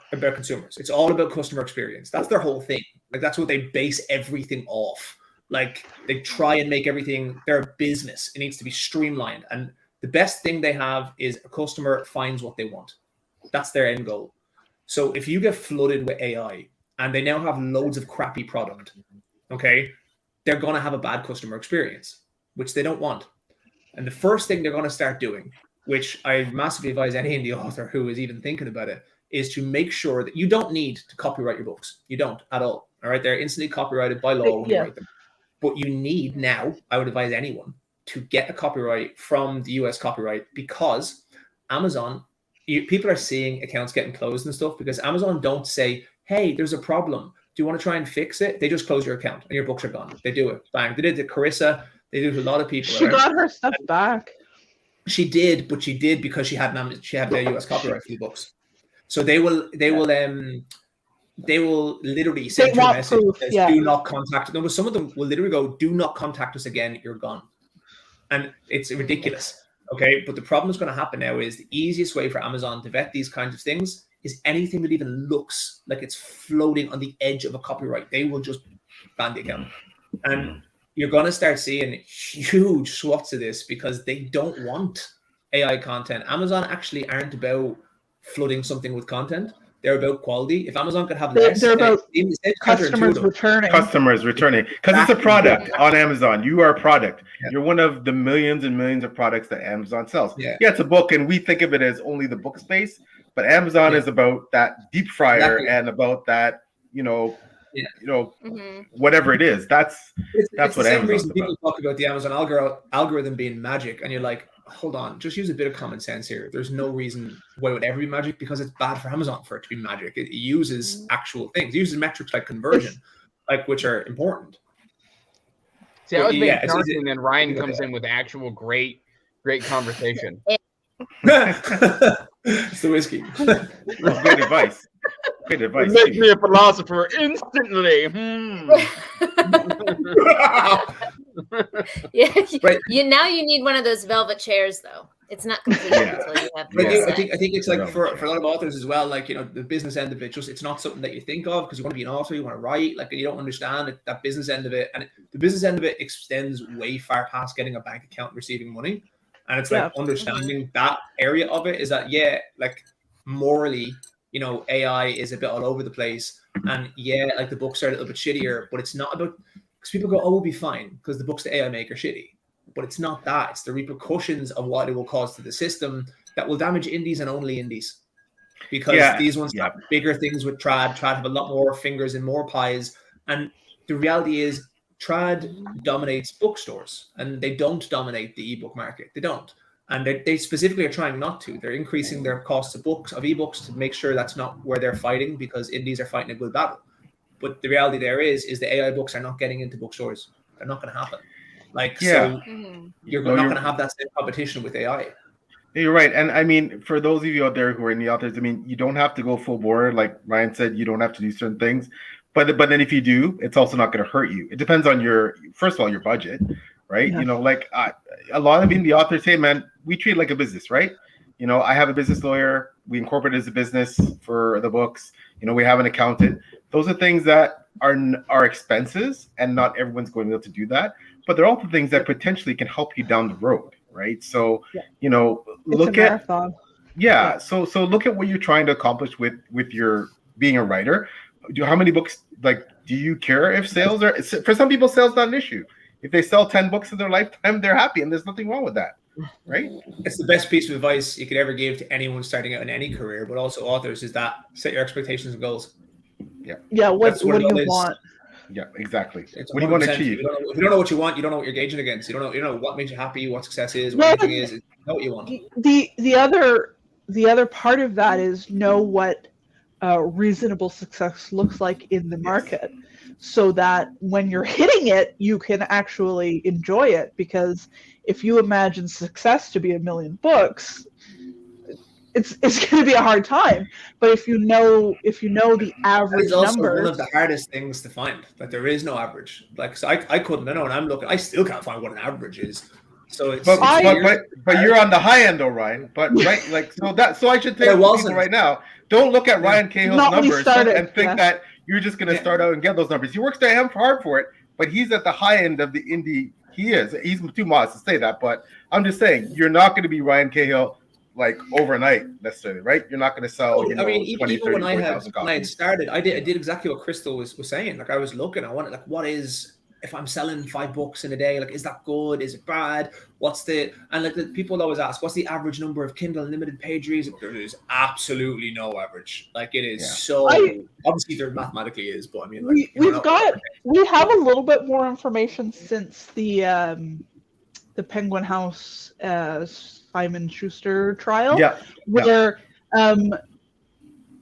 500 books was a really successful book for a lot of their backlist stuff, and then at some point, and I don't remember where, and I'm sorry I can't cite my sources, but somewhere early on I saw the statistic that you get about 100 in your first year as a self-published, as an indie, and 500 over the course of your career, and so the numbers are low. The numbers are low for a lot of people. And now, again, I don't remember where I saw that. I don't remember the article. They had pulled stuff off of, I don't know. But the reality is, a lot of the information in the Simon Schuster's trial was very skewed.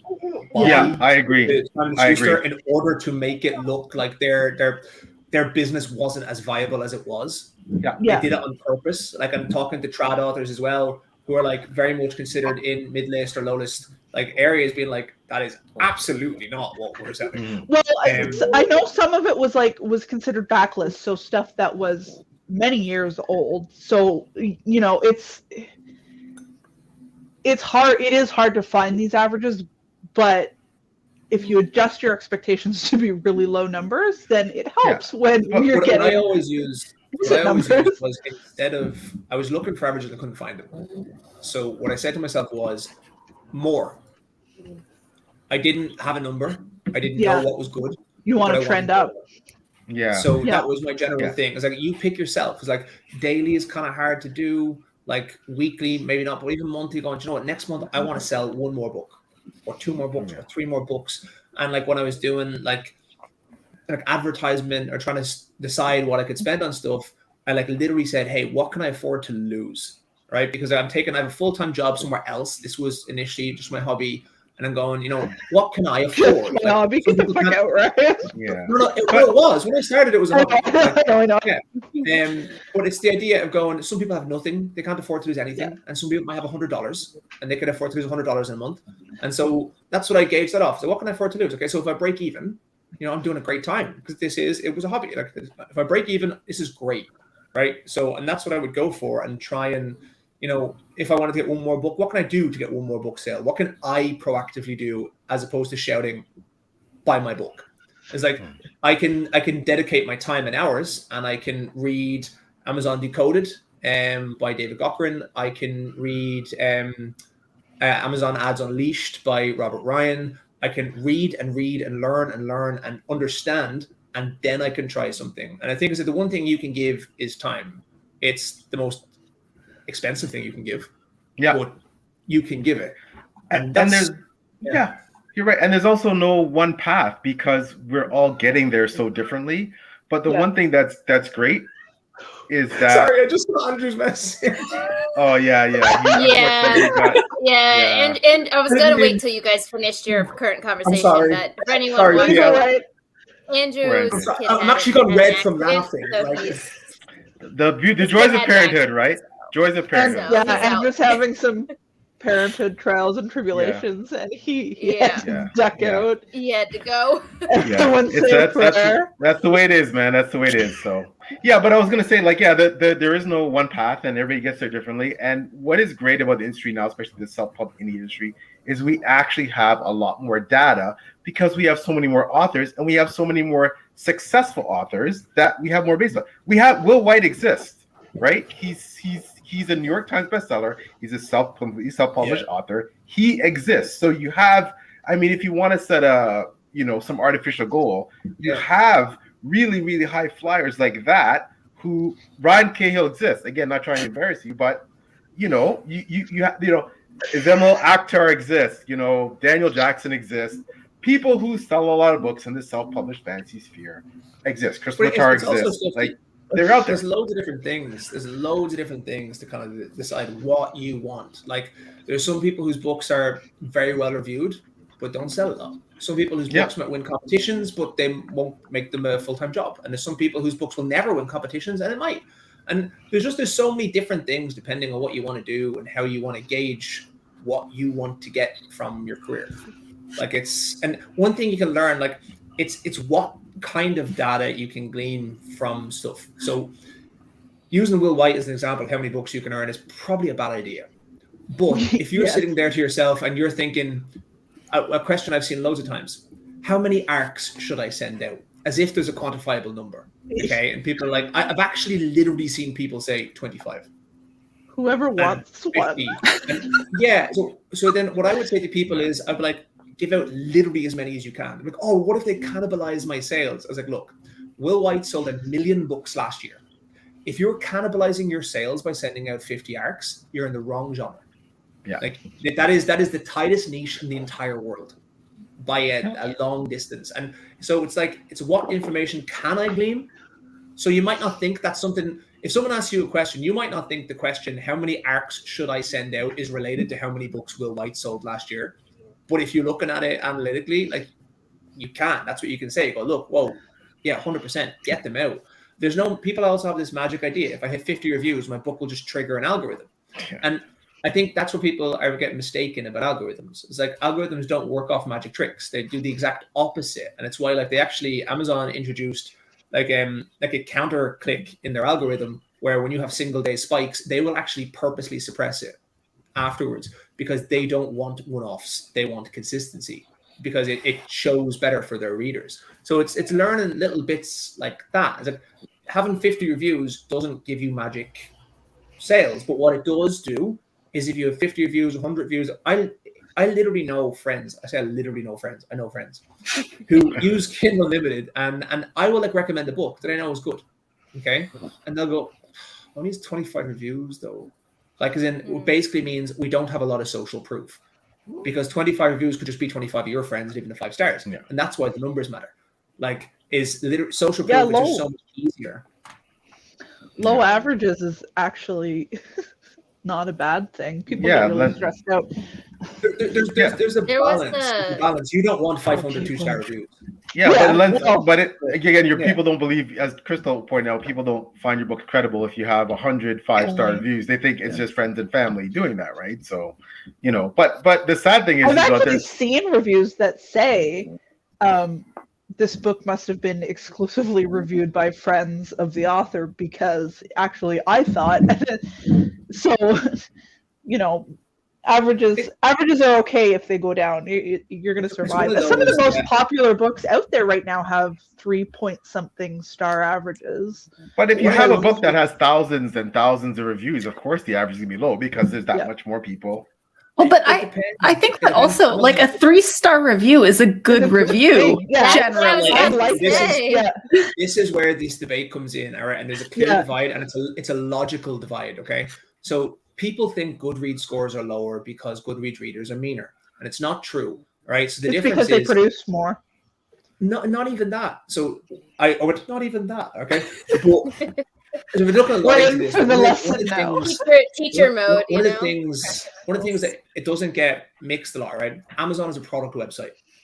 They are entirely product geared. The black and white truth of it is a 3-star review on a book on Amazon is bad. Right. So if you drop below 3.6, you actually can't use their advertising system. So a 3-star review is a bad review on Amazon, but it's a good review on Goodreads. And because the product system, for instance, right, if you saw, I always use the example, a toaster on Amazon, and it had a 3-star average and 1,000 reviews, you would not buy You that wouldn't buy toaster. it. Yeah, you wouldn't Because buy it. 5 stars means product functions as intended, recommend. But 4 that's stars harder. means product had a few. I know it is. There's definitely this is the Yeah. problem. But like Yeah. 4 stars, like product had a few quirks, but mostly functions. 3 stars is I would not recommend you to get this, but I'm keeping it because I can't afford a new one. So on Amazon, that actually is bad, but it doesn't equate to the way books should be reviewed. So Goodreads Because is it's more the way books complicated. should be reviewed, and that's actually why it ends up with a lower average. Because given a 3-star, a lot of people will go, "Yeah, I like this book." Yeah, That's- people Yeah, will it's read this the weird sequel to a crossover. 3-star book. Yeah, yeah. you're getting- Goodreads is supposed to be for Get a readers, product. right? Yeah. Goodreads is supposed to be free, That's it. Yeah. and on Goodreads, you have the option. You can on Amazon, I believe, but you have the option of leaving a review without leaving a star rating because the star rating is not the thing. It is the thing for authors because obviously you want not more algorithms, but It's you a can. weird disconnect. Yeah, like, and you can never Jesus, because I see there's all this thing about stars and like discourse on Twitter and stuff, and it's like, look, at the end of the day, I will absolutely never in my entire life comment on any negative review. There was one time where somebody left a really personally horrible review, and all I did was like it because I wanted them to go, how would you feel if you knew that the person you said the horrible things about saw what you said? And that's all. And never comment on it. But like with stars, it's just a thing. It's what people like. Like it's your own preference. It's a reader, and it just that product thing doesn't mingle well with how books should be reviewed, and it gets weird. It's But more that's why complicated than product worked as Well, I intended. I think the It's issue a real here strange too thing. is I think also people are Go ahead. talking about two different things. So Yeah. if you guys, the 3 of you have been talking from the writing perspective this entire time, Yeah. but From you the have to reader realize that a perspective. lot of people are Sorry, talking from a reading Taylor. perspective. How dare you? How dare you? But from a reading perspective, when we talk about 3-star reviews, almost every It's a person good- is talking about Goodreads. Oh yeah, They're but not that's what I talking mean. about good stuff. Yeah. We don't. But- Yeah. When authors started telling me, can you also leave a comment or a review on Amazon? I was like, oh, because to me, that wasn't where my brain went. That's not where Yeah. reviewers' brains go. So I think, because part of you're the having issue a is conversation where- with other readers on Goodreads. yeah, And exactly. then Amazon is a marketing platform. It's And- a weird one. They're all weird. yeah. Yeah. Yeah, Yeah. I'm generally of the opinion that nobody owes me fucking anything, and Oh, so no. anytime anybody, I'm not saying any of you guys here are disagree with that, but when this conversation comes up, when almost any conversation comes up, I'm of the opinion that nobody owes me fucking anything, Exactly. and so when something happens, it's like, oh, So you don't want thank that you. book then? Promise. Let's make a promise. It's No one different. owes Crystal anything Ryan? except Ryan. No, it's Yeah. nothing.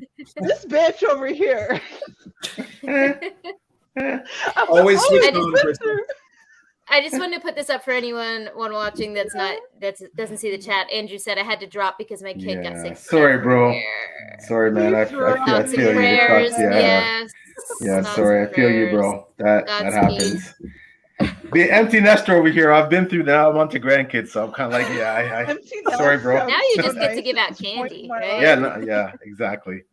Is it? But yeah, I know what Crystal's saying. Like, this as well. I wish Amazon and Goodreads would introduce what Storygraph uses with the 0.25 stars. Oh, that's cool. It would help that the grading system a lot more, in my opinion. And I agree. At least half stars, for the love of God. Yeah, half stars. But like, anytime anybody does anything, I'm just so fucking thrilled. You bought it. Thank you so much. It's like you bought it and you left a review, like, because so many people. I mean, let's face facts. Thank you so much. The more your book is read, the less reviews you'll have and the more ratings. And your reviews may keep climbing, but your ratings will drop off to the point where it almost becomes infinitesimal if you have a really big, like, well-reviewed book. If you're a trad pub books, you'll see books like whatever, Game of Thrones. Well, like I saw Eyes of Fire books, thousands and thousands of ratings, but only so many reviews, right? Because people don't write reviews. A lot of people don't write reviews. They may rate a book. Well, like what Taylor was saying, and I actually thought about it a while ago from a reader perspective. It came actually probably a few years ago. What I was thinking was, I had a lot of authors asking me, like, how do you get like reviews and ratings in your book, right? And I was like, okay, well, like the first port of call, like at the end of your book, do you have something asking someone to leave you a review? Exactly. And they're like, oh no, why would I do that? I was like, well, do you not remember when you weren't an author? Like when I was a reader and I went and picked up books, I never in my wildest dreams ever thought to go online and leave a review, because in most people's head, like they're an author, like they're obviously doing something right because they're selling their book, like it's going to do fine. You don't think about it, and it's the same thing. There's a huge disconnect because like Amazon again is a product store, and the difference between a review on Goodreads and a review on Amazon is a review on Goodreads is like going to your friends and telling them that you like the book. Yeah, and a review on Amazon is like leaving a sign at the bars of chocolate beside the cash register. Like, because it is literally the store. It's the store. Good analogy. So the reason it's important is because all of the casual people who aren't on Goodreads, like most people forget, for the same reason that authors forget how readers are, readers who are in this community forget what readers outside this community are like. So they don't have Goodreads. They don't have anything. They're just browsing Amazon. And they're just like, oh yeah, there's a cool book. And like those reviews matter there. So that's why people want them. But I had never, Jesus, if someone left a review somewhere, I'd never go, hey, could you also leave it on these 5 other options here? You just take what you get and you're happy about it. But like it is that difference. And that's why you'll see, like, you will almost always see a direct difference between the rating on Amazon and the rating on Goodreads. And it's simply because of people who are used to using Amazon and leave reviews on Amazon are used to it being like a product. It's like, 5 stars for a lot of people means functions without flaws. And 4 stars means functions with a few issues. And it's a weird one. It's so strange. And the more you talk to people, the more you see that, and the more you realize that. People who use Goodreads who are like reader community readers are very much like 3 stars is like, that's a good book for me. Had a few problems, didn't hit everything I wanted, but I'll probably continue and hope the series is. What art doesn't have, like, it's such an impossible measurement to that painting, that's a 3.75 star. Exactly. Can you imagine going through the Louvre and like seeing all the star ratings? The Mona Lisa, 3.75, It's actually one of the things where I actually don't like the Storygraph, like those granular 0.25 ratings. Why I don't like them is because it gets to this weird stage where someone's like, well, what's the 0.25 worth? Like, as in, what will I do to earn 0.25? Like, it seems like a weird one to me. The one that makes the shape. It does all the cool shit. Yeah, that's really cool. Yeah. I guess my issue with the reviews is you can do whatever you want, and obviously it's your review, so you can always do whatever you want. But I always say what I like is when people actually explain, not necessarily justify, but explain why they're doing it. Right? Taylor's really good at that. I gave this book 4 stars, and I didn't give it 5 because of this. Right? Or I gave it 4.25 stars, and Taylor's rant reviews are 0.75 stars are missing because of it. Yeah. Like at least, I mean, I know that Andrew's not here. I wish he was here to talk to you about this, but I know Andrew doesn't believe in rant reviews. I believe in them, but I beve in a well-done one and a poorly done one. So there's a way to rant about something and then back up what you say.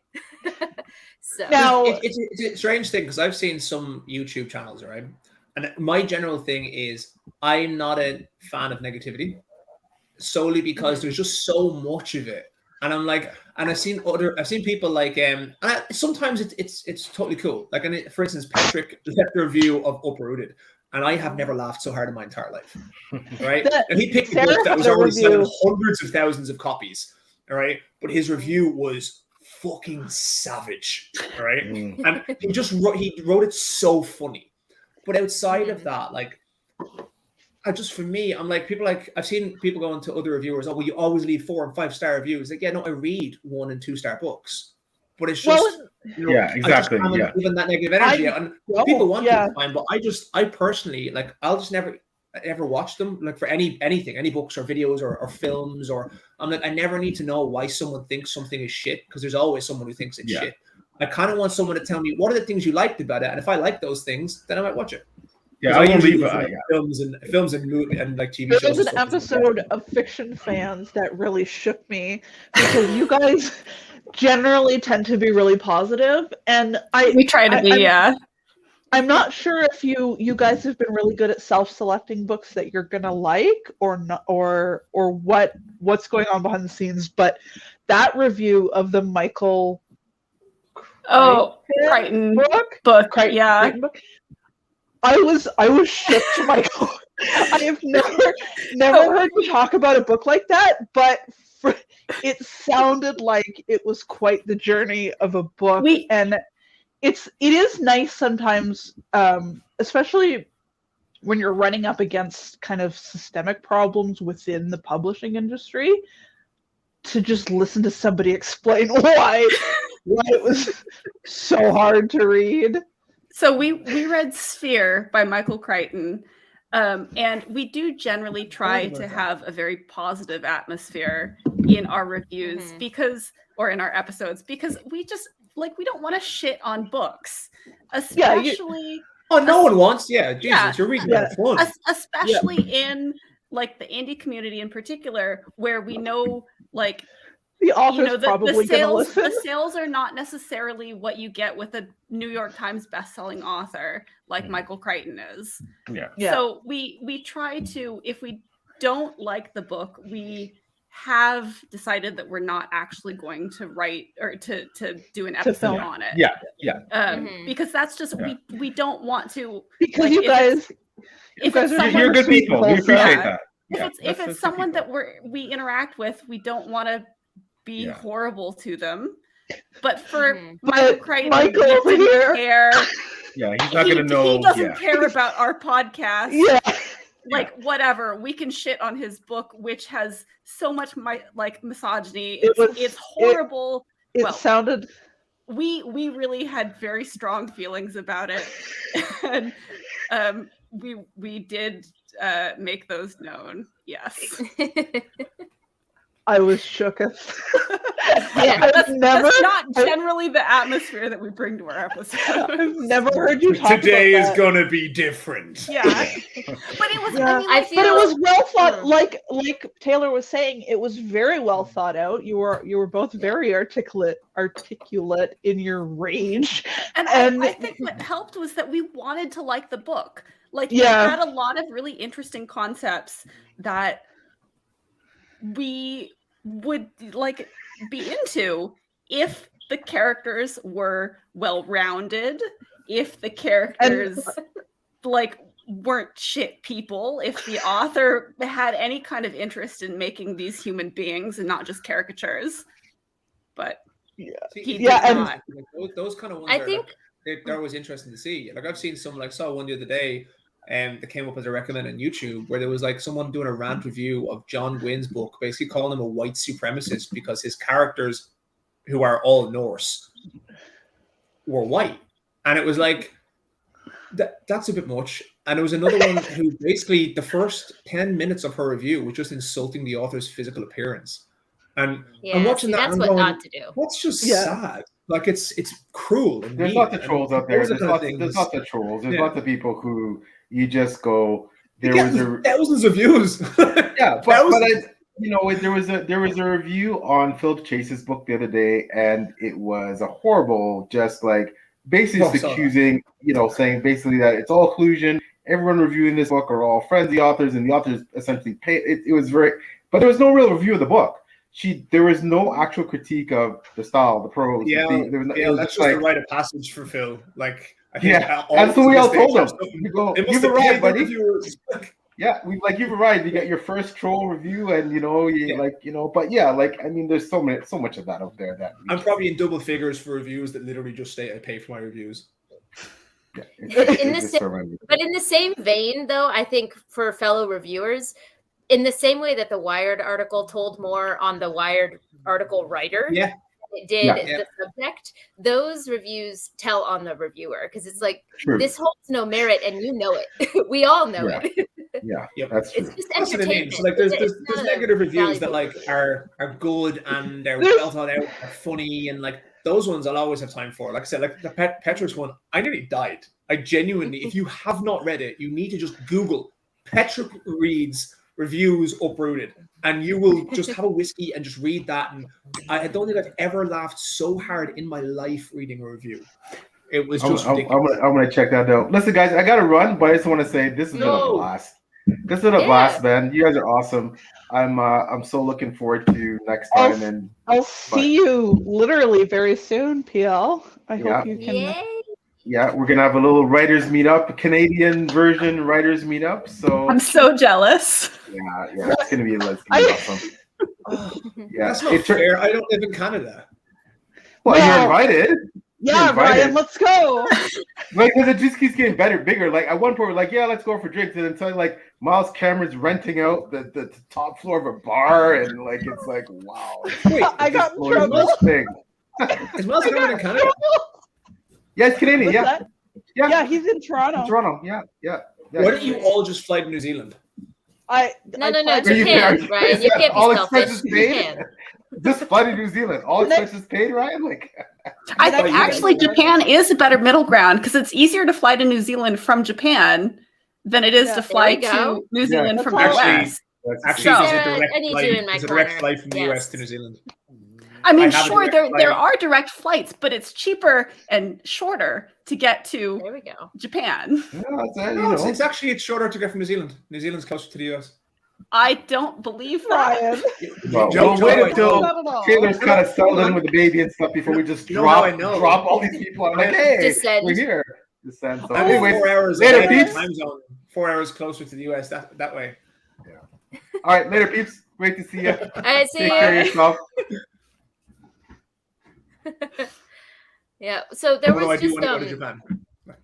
Oh my God! Please do. I've been waiting. We're come here specifically for me to come to Japan. Yes, my whole life, Ryan. There were just. I wanted to bring up something intelligent. I wouldn't go that far. Challenge with Crystal here.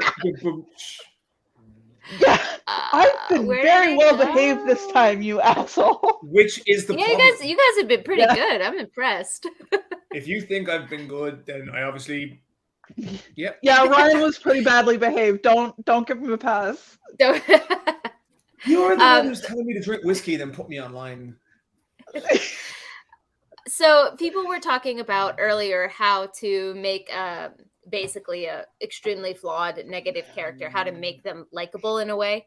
And I just wanted to hear everyone's perspective from a reader and a writer. Like, I think the best way is to pair the asshole character with someone who's extremely likable, like Zuko and Iroh.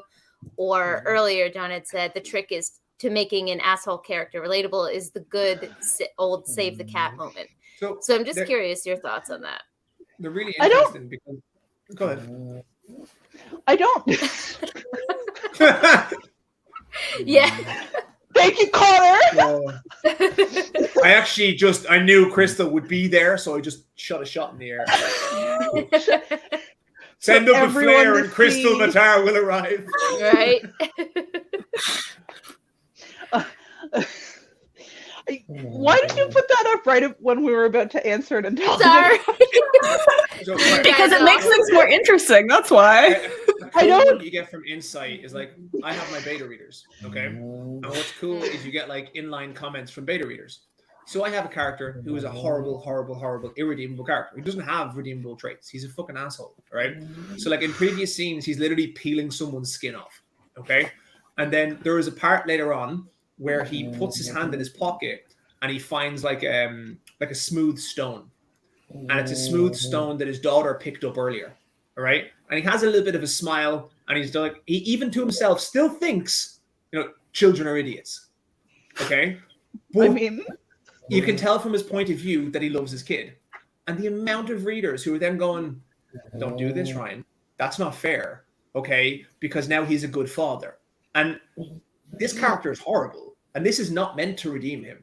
It's meant to give that touch of doubt that isn't actually doubt, because you can't redeem the shit he did just because he had a kid. But it's quite interesting because I get to see the inline comments that you don't see when someone reads the book. And there is that point where people are going, this is working and I hate you. And so that save the cat moment, that like one redeemable thing, that one thing they see actually works way more than you would like to think it works, which is weird. There's a bit of a comment. I tend to think less in likable and more in compelling. And a good example of it would be Fletcher and Clayton's co-write Norelska Groans, where Kat is likable in her struggle, but Clayton's character is not, and yet he's compelling. Like, watching him make these terrible decisions is like, oh my god, dude, oh my god, just be a human for a second. But you just love watching it happen. It's so horrible. And then outside of fantasy, I can think of a book called Girl on the Train, which was adapted to a movie. Oh, yeah. Yep. And you get a lot of that book's reviews is, well, she's not likable, but she's not supposed to be likable. She is an alcoholic who is actively destroying the lives of people around her. And in her flaws, she's so painfully relatable that you're like, oh God, girl, just you can do this. You can't. I know you can't, but I'm really hoping that you can. And watching her go through this mess that she made for herself is so compelling that you can't help but keep turning the page. And so I don't understand likable. There's a difference between likable is definitely a thing. Like, it's definitely a thing. Yeah, it's a total character trait. But there's a difference you don't between. have to have it. There's a difference between. So sometimes there's main characters that are bad, and the narrative is acknowledging that they're bad, and so you and the author are kind of in an understanding where it's like, yes, this person's a piece of shit, but just follow me, and that is interesting. The problem becomes when somebody's really, really awful, but there's a feeling that the writer thinks that this person is likable, that's where you fall down, and that's where intent leads to match reward. Yeah, exactly. Yeah, so I agree with you, Crystal. I also think that there's a difference between likable and I want to root for this character. Yeah. 100%. Yeah. And I don't necessarily need my main characters to be likable, but I want to be able to root for them. To hope, yeah. And if I can't that's those root sliders for I was them, talking about earlier. Yeah. Like Yeah. if I can't root for them, it's then hard to follow I'm out what of the they're gonna book. do. Because Yeah. why am I reading a book where I hate the character, I hate the situation? You know? I think someone in a that's- bad situation and they're not likable, but they're proficient in what they're doing, or they're very proactive in getting out of the situation. Like, but it's those sliders though. That's usually what makes a character compelling. They don't have to be likable, but they do have to be one of those three things. They do. Yeah, and, like, interesting. you'll see it like to a certain degree. Interesting or sympathetic, maybe, or there's just this glimmer of hope that maybe they could improve. Give me a reason to like root for them. Give me a reason so I understand why they are the main character, why I should care about them. I don't just want an asshole doing asshole things. Yeah, And that's what's the word I'm looking for? I've had too much whiskey for this.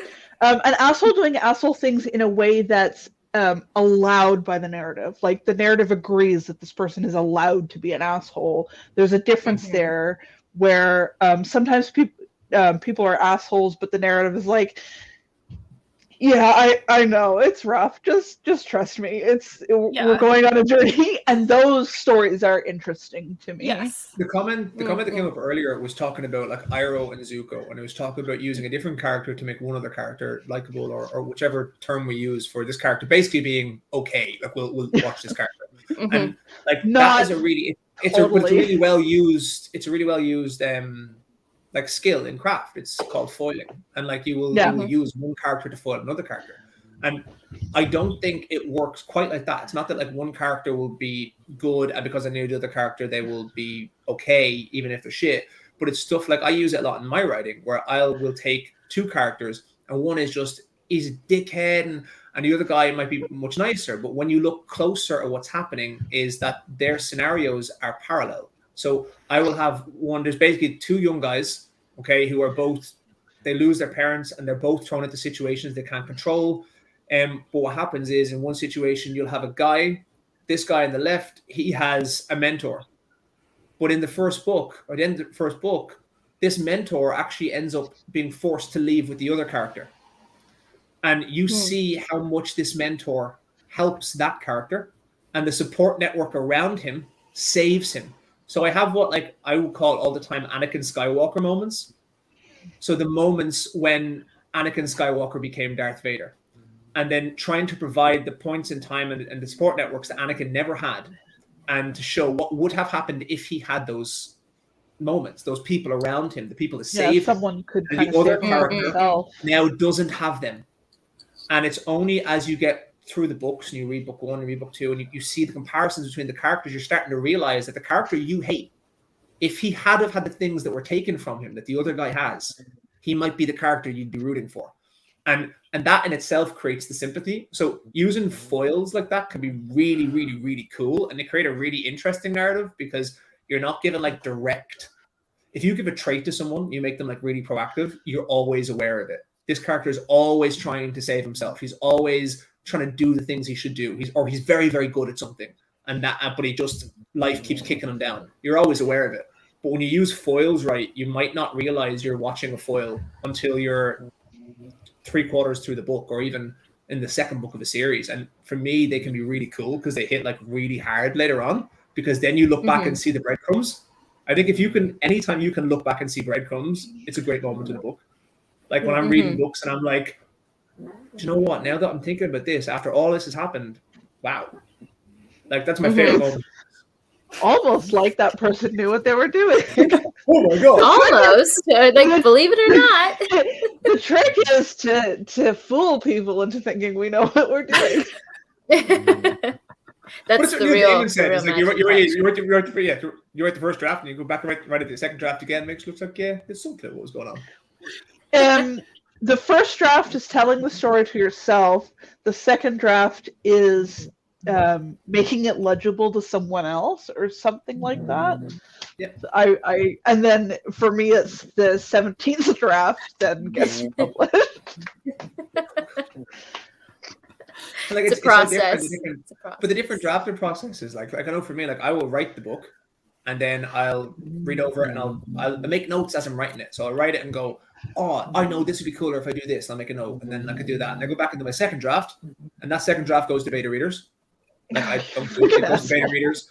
And then the beta readers come back. I'll take all of their input and I'll go through it and I'll rewrite it.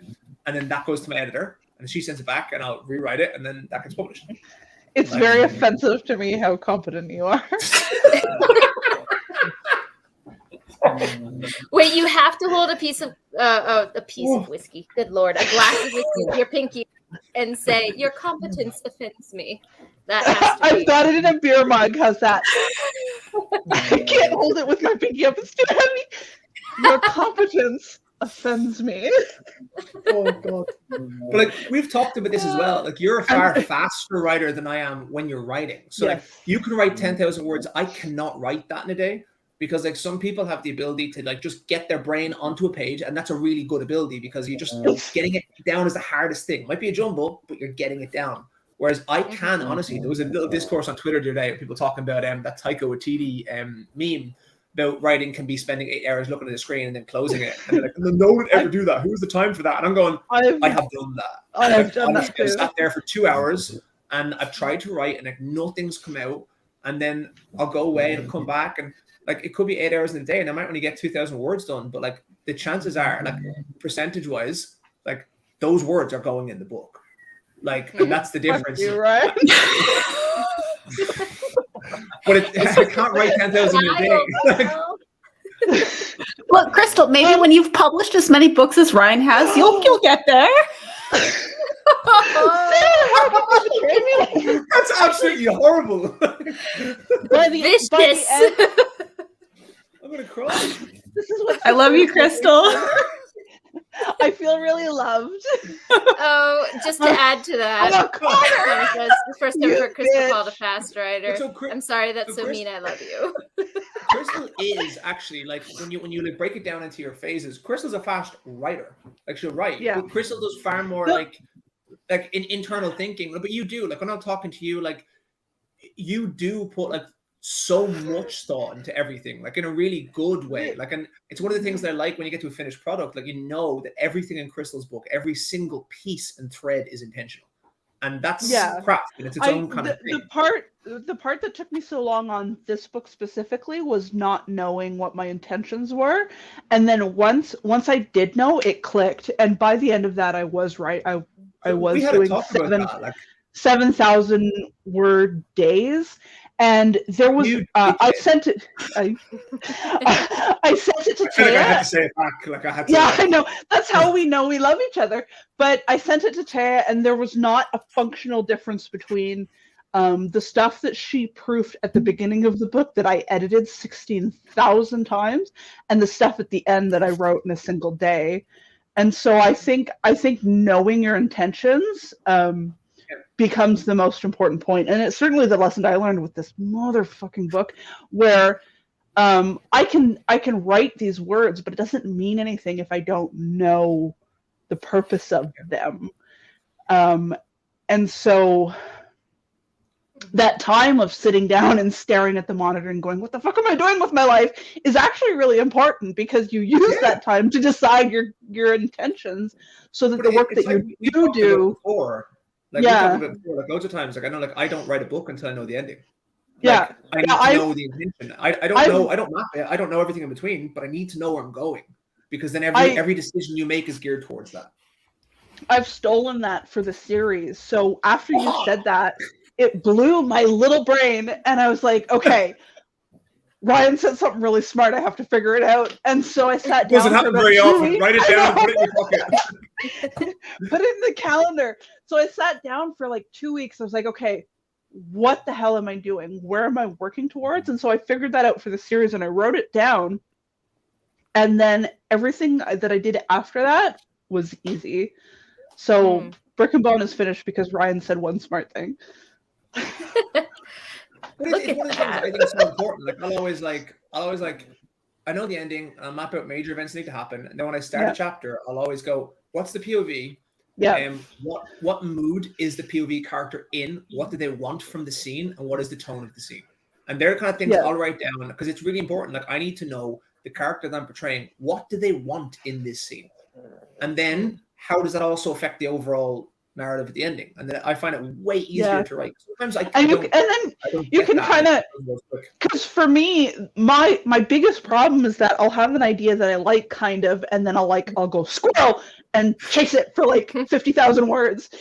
And then I'll get to the end of that 50,000 words and go, well, that was a waste of my time, because actually... Wait, hold on. It took a second of brain to kick in there. You chase it for 50,000 words? Would you not like stop at 10 and reread? Well, yeah, I reread it and I like it and I go, let's keep going. And then I end up with, listen. But Leave me alone. I'll tell you when that fat don't. So yeah, It was like knowing, so close sober, being like, these two idiots won't shut. I know. Sarah's just watching the train wreck. No, Sarah's look, drinking too. this is a It's delight. This is A+ use of my Sunday evening. I'm happy. Sarah. Thank you, Sarah. I love you. I love you too. Connor just said something in the chat that actually That makes me want to my punch him in the bones and my face. core. No, Oh. This he one. said I've had to cut hundreds Oh, of thousands well. of words. In between, Oof. I'm just short of 1 million words in the series. I would am say also. I have max cut maybe 10,000 words from Oh the series. God! It makes me want to punch you in the Mm. face. That is incredible. I've probably written nearly 1 million words trying to sort out, because like I said, I can add up all of my old drafts and they just go on and on and on forever. Sorry, Fletcher. And then he read so much crap, and then I just go like, this is wrong. All of it is wrong, because I didn't know what my intentions were. So it's like my own skill of hyperfocus fucked me over, because Get I that could- intention in and then hyperfocus, Yeah, and then you can nail it exactly. really well. I think, and that's what finished it for me, was the intention. Okay, what am I doing, and what am I trying to say, and how do I get there? And then it just worked. And Yeah, and you Think did, about so it as you well. Go ahead. you have to kind of decide what your important moments are as a writer, like what it is your story is trying to say, and if you can keep those in mind instead of getting distracted by fun ideas or whatever else, or more easily marketable ideas, then if you keep those goalposts in mind, then you can follow them to the end instead of wasting so much time like I 2,000 did. words. Wasn't that? But it's like, honestly, I'm probably being disingenuous by saying like 10,000 words, because what I mean is, so I will obviously edit and change some of the stuff, but I have probably cut 2 scenes, like ever. So like I'll rewrite. I'm gonna stuff, fly I'll to New Zealand repurpose it, and punch you. but I'll repurpose it. And I could maybe lose 500 words and add 1,000, or it as I'm editing stuff. But like when it comes to whole structural scenes, I just haven't. But like it's different. Like as in, I wouldn't put down as many words, and it takes me a lot longer to write them. Yeah. Mhm. And Connor I've been just doing- scared me again. I've been doing this a long time though, and I do wonder if in some ways that works against me, because I can build a scene out of nothing pretty easily, but that doesn't necessarily mean it makes a cohesive story. It's interesting. Mhm. So one of the scenes I did end up chopping a lot off. I had a scene, and I probably ended up cutting about 2,000 words from it, which is really fucking hard. But I had Sarah was doing an editing partner, okay, and it was a scene that like, I really liked, and I saw some of the action scenes, and it was cool. And I had a character who lost someone really close to them, and at the same time, they had to replace that character in their position of power. All right. So what I had was this character, and there was something not working about the scene. I don't know what it was. I couldn't find it. Like my beta readers are kind of going to something that's just a little bit, wrong, but nobody could tell what it was. And then having an amazing editor like Sarah, she comes in and she's trying to puzzle it out, and she doesn't have it. And then she goes, "You're trying to do 2 things at once." I can't tell if this character is processing grief or if they're struggling with leadership. And that one change of intention, me going, which is the more powerful emotion I want? I want them to struggle with the grief of loss. So I go, I can clean this out completely, because it just doesn't matter anymore. I can get rid of the struggle with leadership. That's innate. He's struggling with leadership through his grief. And I was completely lost, and I was writing it because I was trying to get these 2 things across, and it was muddled. And as soon as you get that intent clear, as soon as you're like, what am I really trying to do? And then it just becomes better instantly, just completely better. It's mad how that one change just shifts an entire chapter, which I think is really cool about writing.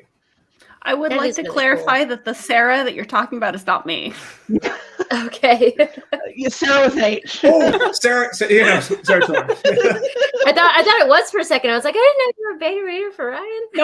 Nope. No, Sarah's my editor, not this Sarah.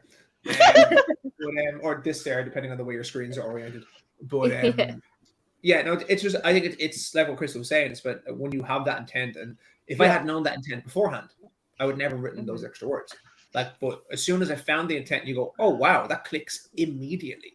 It is just muddled. There's too much of different emotions going on here. You're trying to do two different things at the same time because you weren't clear on your intent from the start.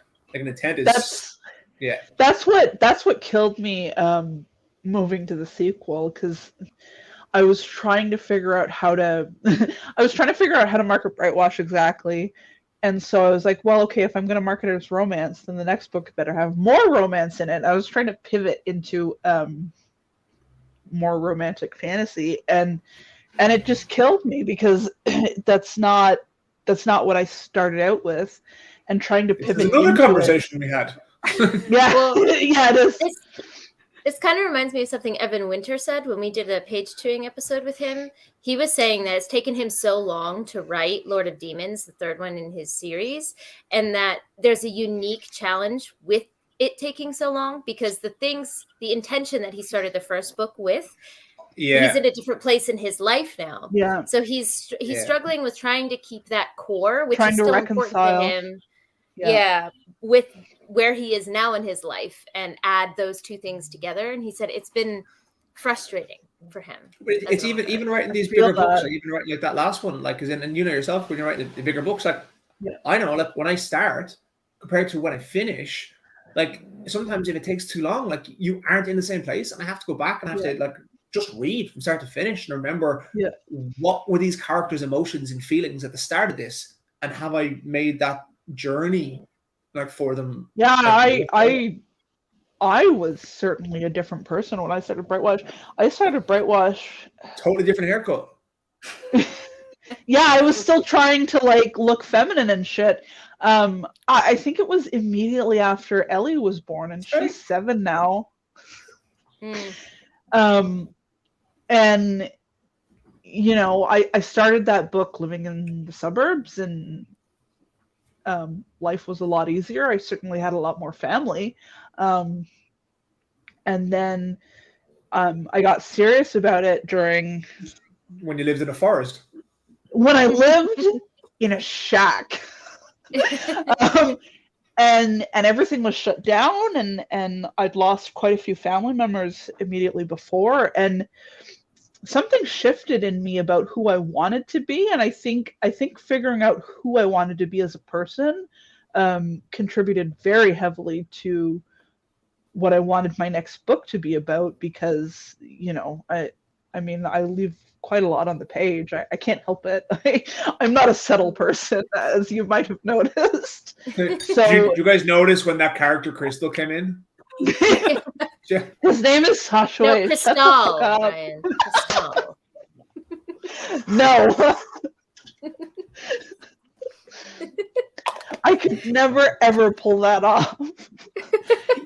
You could pull it off. You could pull it off, Crystal. You absolutely have to cameo Crystal. That would be beautiful.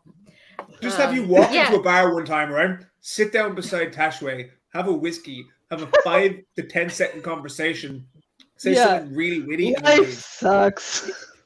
Well, and then die. And then Tashway finds you dead outside. And that's exactly. That's the kickoff to book 3.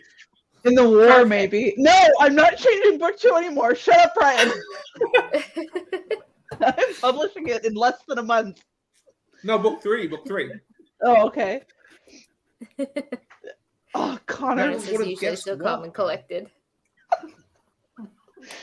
Oh, man. Well, this has been so delightful, but it is the morning for me. I have a day to do, so I gotta go. Well, at least you're like sober about to go into the day. I can't even drive to the gym. What time is it for you? You know what, Ryan? Sorry, not sorry, Ryan. I'm so jealous. Do you know how long it's been since I've been able to feel that way? Probably give or take 8 months. You know, that was a bad question. It actually has been exactly that, because I had a massive margarita the day before I found out I was pregnant. So it's been exactly that amount of time. It was a good day. Like, if your kid comes out speaking Spanish, you know why. Hola, mama. Not Japanese, not English, just Spanish. Throw that in there. I should never have had that margarita. Damn it. No, trilingual is good. They can get a job almost anywhere. I still, There we I know you're go. trying to tell us all to go, right? Yeah. But as a funny, because you said margarita, right? A real Yeah. short 2 Now minute. Ryan's gonna tell a Yeah, story. no, seriously. Hear it. How I many was with fish the were date- I was- punched? No, it's actually quite short. It's going to be longer if you keep interrupting. But Oh, he's bitchy with some whiskey. but no, I went on a date once like ages ago, years ago, long before my fiance, and she knows this already. This is gonna be a And, dangerous went on story. there, and went in for the date, and they had these pictures of margaritas. And I was like, oh yeah, picture of margarita, let's do this. And she was like, yeah, let's do this, right? Margarita came down, we had a drink, and we both take a sip, and then she goes, oh, what is it? I don't like tequila. I was like, Oh. we just bought a picture of margaritas. Like, why would you say Like, that? So, long story short, I knocked back the entire picture and then left and went for Like the a hero. Yeah. Like an Irish Well- hero. Yeah. Fuck it, I'll drink it I myself. was It was like fucking €40. I wasn't not drinking it. Jesus. Good Lord. I would drink the What? whole thing. Yeah, shoot. Well, I'm gonna have a one-person party. If you won't, We're gonna order that. you won't join. Don't Did drink she- tequila. Did Do she not go check with the you to ingredients the list. next venue, or did you leave her behind? And we had a lovely night, but I had to leave it there. Yeah. Look, if you were going to buy a pitcher of margaritas with someone and then they're not going to drink it, they're not Yeah. going with you to the next She's venue. Honestly, honestly, like that's one part of it. The other part is I'm now smashed. Yeah, that's what I I'm was gonna be sober. And I'm like, Sober. honestly, it's not gonna work from here on out. We're too They're far off the apart in our table. inebriation. Oh, so Bearded Bookworm is here. Hi. Whiskey and Books. When did page chewing become this? I just realized the page chewing icon has been up this whole time. Didn't even notice it was in the corner. I Somebody thought has that to was bite a book. intentional. Quick, Crystal, No, eat a I page. completely forgot that was in the corner. No, you eat a page. Crystal, rip a Sorry. page out of the book and eat it right now. We'll No. do a giveaway. She's so The tempted only- to do it. She's looking for a book She she is, doesn't she's care looking. about. The only books I have are on hand are David Gemmell novels, and the I signature think I page. would be. I don't have any signatures, Ryan. Well, that's exactly why you can eat it. No, I can't. They'll lynch me. They'll kill me, Ryan. Who's they? So just to answer your question, it's not page chewing. I just left the It is. icon up. This is something different. We're just hanging out and talking about shit. Being That's all we're doing. super obnoxious. That is John quite came back. fact- We were here so long Being that he witness. came back. No, wait, it was somebody else that left. It Wasn't was somebody else. It was yeah. Came back, But, like, yeah. The fact that there's still 14 people in here just watching us drink whiskey and talk shit. Right? You guys are the real MVPs. Thank you Yeah. for hanging out. Yeah. Truly. Truly I mean, and we'll be honestly. back from more of these. Well, I and said that. I'm and then it gonna was 13. You're chasing people away. Poor Lana couldn't make it because I fucked up the time zones. I thought Ryan was 4 hours the other I was way. like, I was like, I should oh, have yeah, said that's something. totally- When you said 3 a.m. Crystal and Ryan will be day drinking, I was like, that doesn't sound right. But then I put my phone down and didn't say anything because there's no Say way. something. Pregnancy brain is real, okay? Oh, I know. I Myself forgot and the word Crystal have closet never been able to yesterday. drink at the same time of day before. No, yeah, one of us has already always made a horrible sacrifice. And for some reason, yours is always on a Monday. Yeah, so Everyone it's does just it. the way like it works with I have to be in the morning, right? And then the way that my previous job schedule was, I was working on the mornings on Saturdays and stuff. So, and sometimes on Sundays. So I couldn't do that, but now I can. So that means poor Lana, who actually is on near me time wise. Like, We'll make it who's so it's honestly, weekend. who's worse off here, Lana or Sarah? I Sarah has think- put up with this shit the whole time. I think it's either or. Like one of us has to have a Early. really shitty time zone. Yeah, it's almost always Yeah. you two who end up getting stuck at either end of it. Like, Yeah. Yeah, because you're on. we are the ends of it. So Yeah. Yeah. And every single person, I think, besides PL and Crystal, is on a different time zone. Because when I was like, sound off your time zones, or I guess Andrew's on one too. Andrew's also EST, I EST. think. Yeah. Yeah. Everyone was like rattling them off. I'm like, okay, stop. I regret asking. I regret asking. I mean, No. honestly, the fact that you have found any time that works for most of us Most of There us, actually yeah. couldn't, yeah, impressive. there couldn't be worse. Like, so like New Zealand is like basically as far as you can get on this side, and you go It's all like- the way to the other side, but then we dot them. So like Yeah. that's the hard part. Doing here to here is fine, but then it's like no, It's here, the middle, here, yeah. here, and here. Like, Yeah. Yeah, it's the fact Yeah. that we have someone in every spot in between that makes Right. it I'm bad. still waiting for Steve Right. to log in here. Yeah, Steve. Right. He might Where at are the very you? end. You know. Yeah, we'll leave and he'll just So- be here like, hey guys. Welcome to Page take Chewing. over. My name's Steve. Take over the page chewing. He could. But yeah, so we'll make it so Lana could come next time for sure. Yeah, But, I'll get up early and waste a whole day by drinking Conor McGregor's whiskey at an inappropriate hour. Do it. I love you all, It's but if becoming you're Ryan going on to hurt me, I purpose. probably won't be there. Well, we've talked about horrible No. human beings this whole time. There's probably no Yeah, one worse than but Big Head. I know. I'm not But sorry at least his though. whiskey's made by Bushmills. His, so like, his whiskey is surprisingly good, so It's I'll surprising. I'll It's drink like it's literally made by Bushmills whiskey, and he just sticks a label on it. So like it's nice whiskey, but not Yeah. because he made it. He's such a Ryan, dirty Ryan human has being. beef.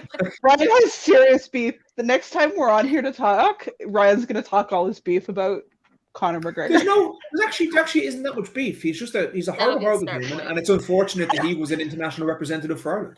Like, as in, we have like, for instance, who you'd love, Katie Taylor, who is like one of the greatest female boxers to have ever existed, has won like 5 or 6 world championships. She's won the Olympics. She's won European championships. She's undefeated in her pro. She's like, I want her to represent Ireland everywhere. And instead, we have Conor McGregor. Like, It's she's like okay. this lovely It's- person who is amazing, and then you have this Ryan. absolute ruthless. I don't judge him by where he came from. I'm just entertained by the shit that he does. He's a dick. I'm a punched Grimdark fucking What do you old want? man. How sweet is his whiskey? You wouldn't like it. Yeah, okay. He walked wouldn't like into it. a bar. It doesn't in taste Ireland like and dirt, punched Sarah, an you old wouldn't man like in the it. face. Yeah, Punched an but old man in the face. Like, Ryan, that is hard to moralize, but yeah. he's not likable, but he's compelling. There He's we fucking go. That's not enough, Full Crystal. circle. he's gone past compelling now, and he's just a little bit laughable. Like, Says you. he was in fairness, and then he's just Yeah. come off the other end. I haven't. Yeah. Do you know what he is? This is just not He a was- sentence I ever thought I'd see. Conor McGregor is a salacious cliffhanger. That's a weird sentence. I don't know what it is about that grabs me out, but It's the beef specifically I because think- it's I think reminding when you of say the time that salacious- Ryan thought I had salami in my hand. So what I was going to say is when you say salacious after beef, I thought it said salami. He's such a salami cliffhanger. It's- cliffhanger. Oh No, god. actually, I would say I actually have not met a person who in the last while has actually said they like him. Nobody I've met likes him as a person. Like, as in, But he is a he's human. He literally walked into a interesting. bar, asked the old guy to move, and punched him in the head. Like, as a worldwide professional athlete, like he is like But he's an absolute horrible human. Oh. Oh man. Well, It's we'll like if end on that everybody only trigger. knew. No more This is salami, where- no more salacious beef. This is where the Grimdark author heroic fantasy divide lands is Conor McGregor. No, but he used to be. He was Boba Fett. Okay, he was the dickhead. Ryan, Killed everyone, Ryan, but he was compelling. Ryan, but now they made Ryan. the show, and nobody likes Ryan Boba Fett Taylor anymore. has things to do. No, but this has been wonderful, and thank you to everyone in the chat who's just hung around and listened to us talk about absolutely nothing We've for actually like gone up. We're at 17. over 2 hours. Yeah. Yeah. We'll be back to do the same shit again in a little bit. So, And then I'll irritate Ryan sooner so that we can watch the watch the salacious beef unfold earlier. the salami. Watch the salacious beef unfold. Oh, why did I get left as the only guy in the chat? Like all the girls are like, Oh, muffin. All right, everyone in chat, we're gonna go now. So, I'll see you guys in the next one. Bye. Thanks for being here.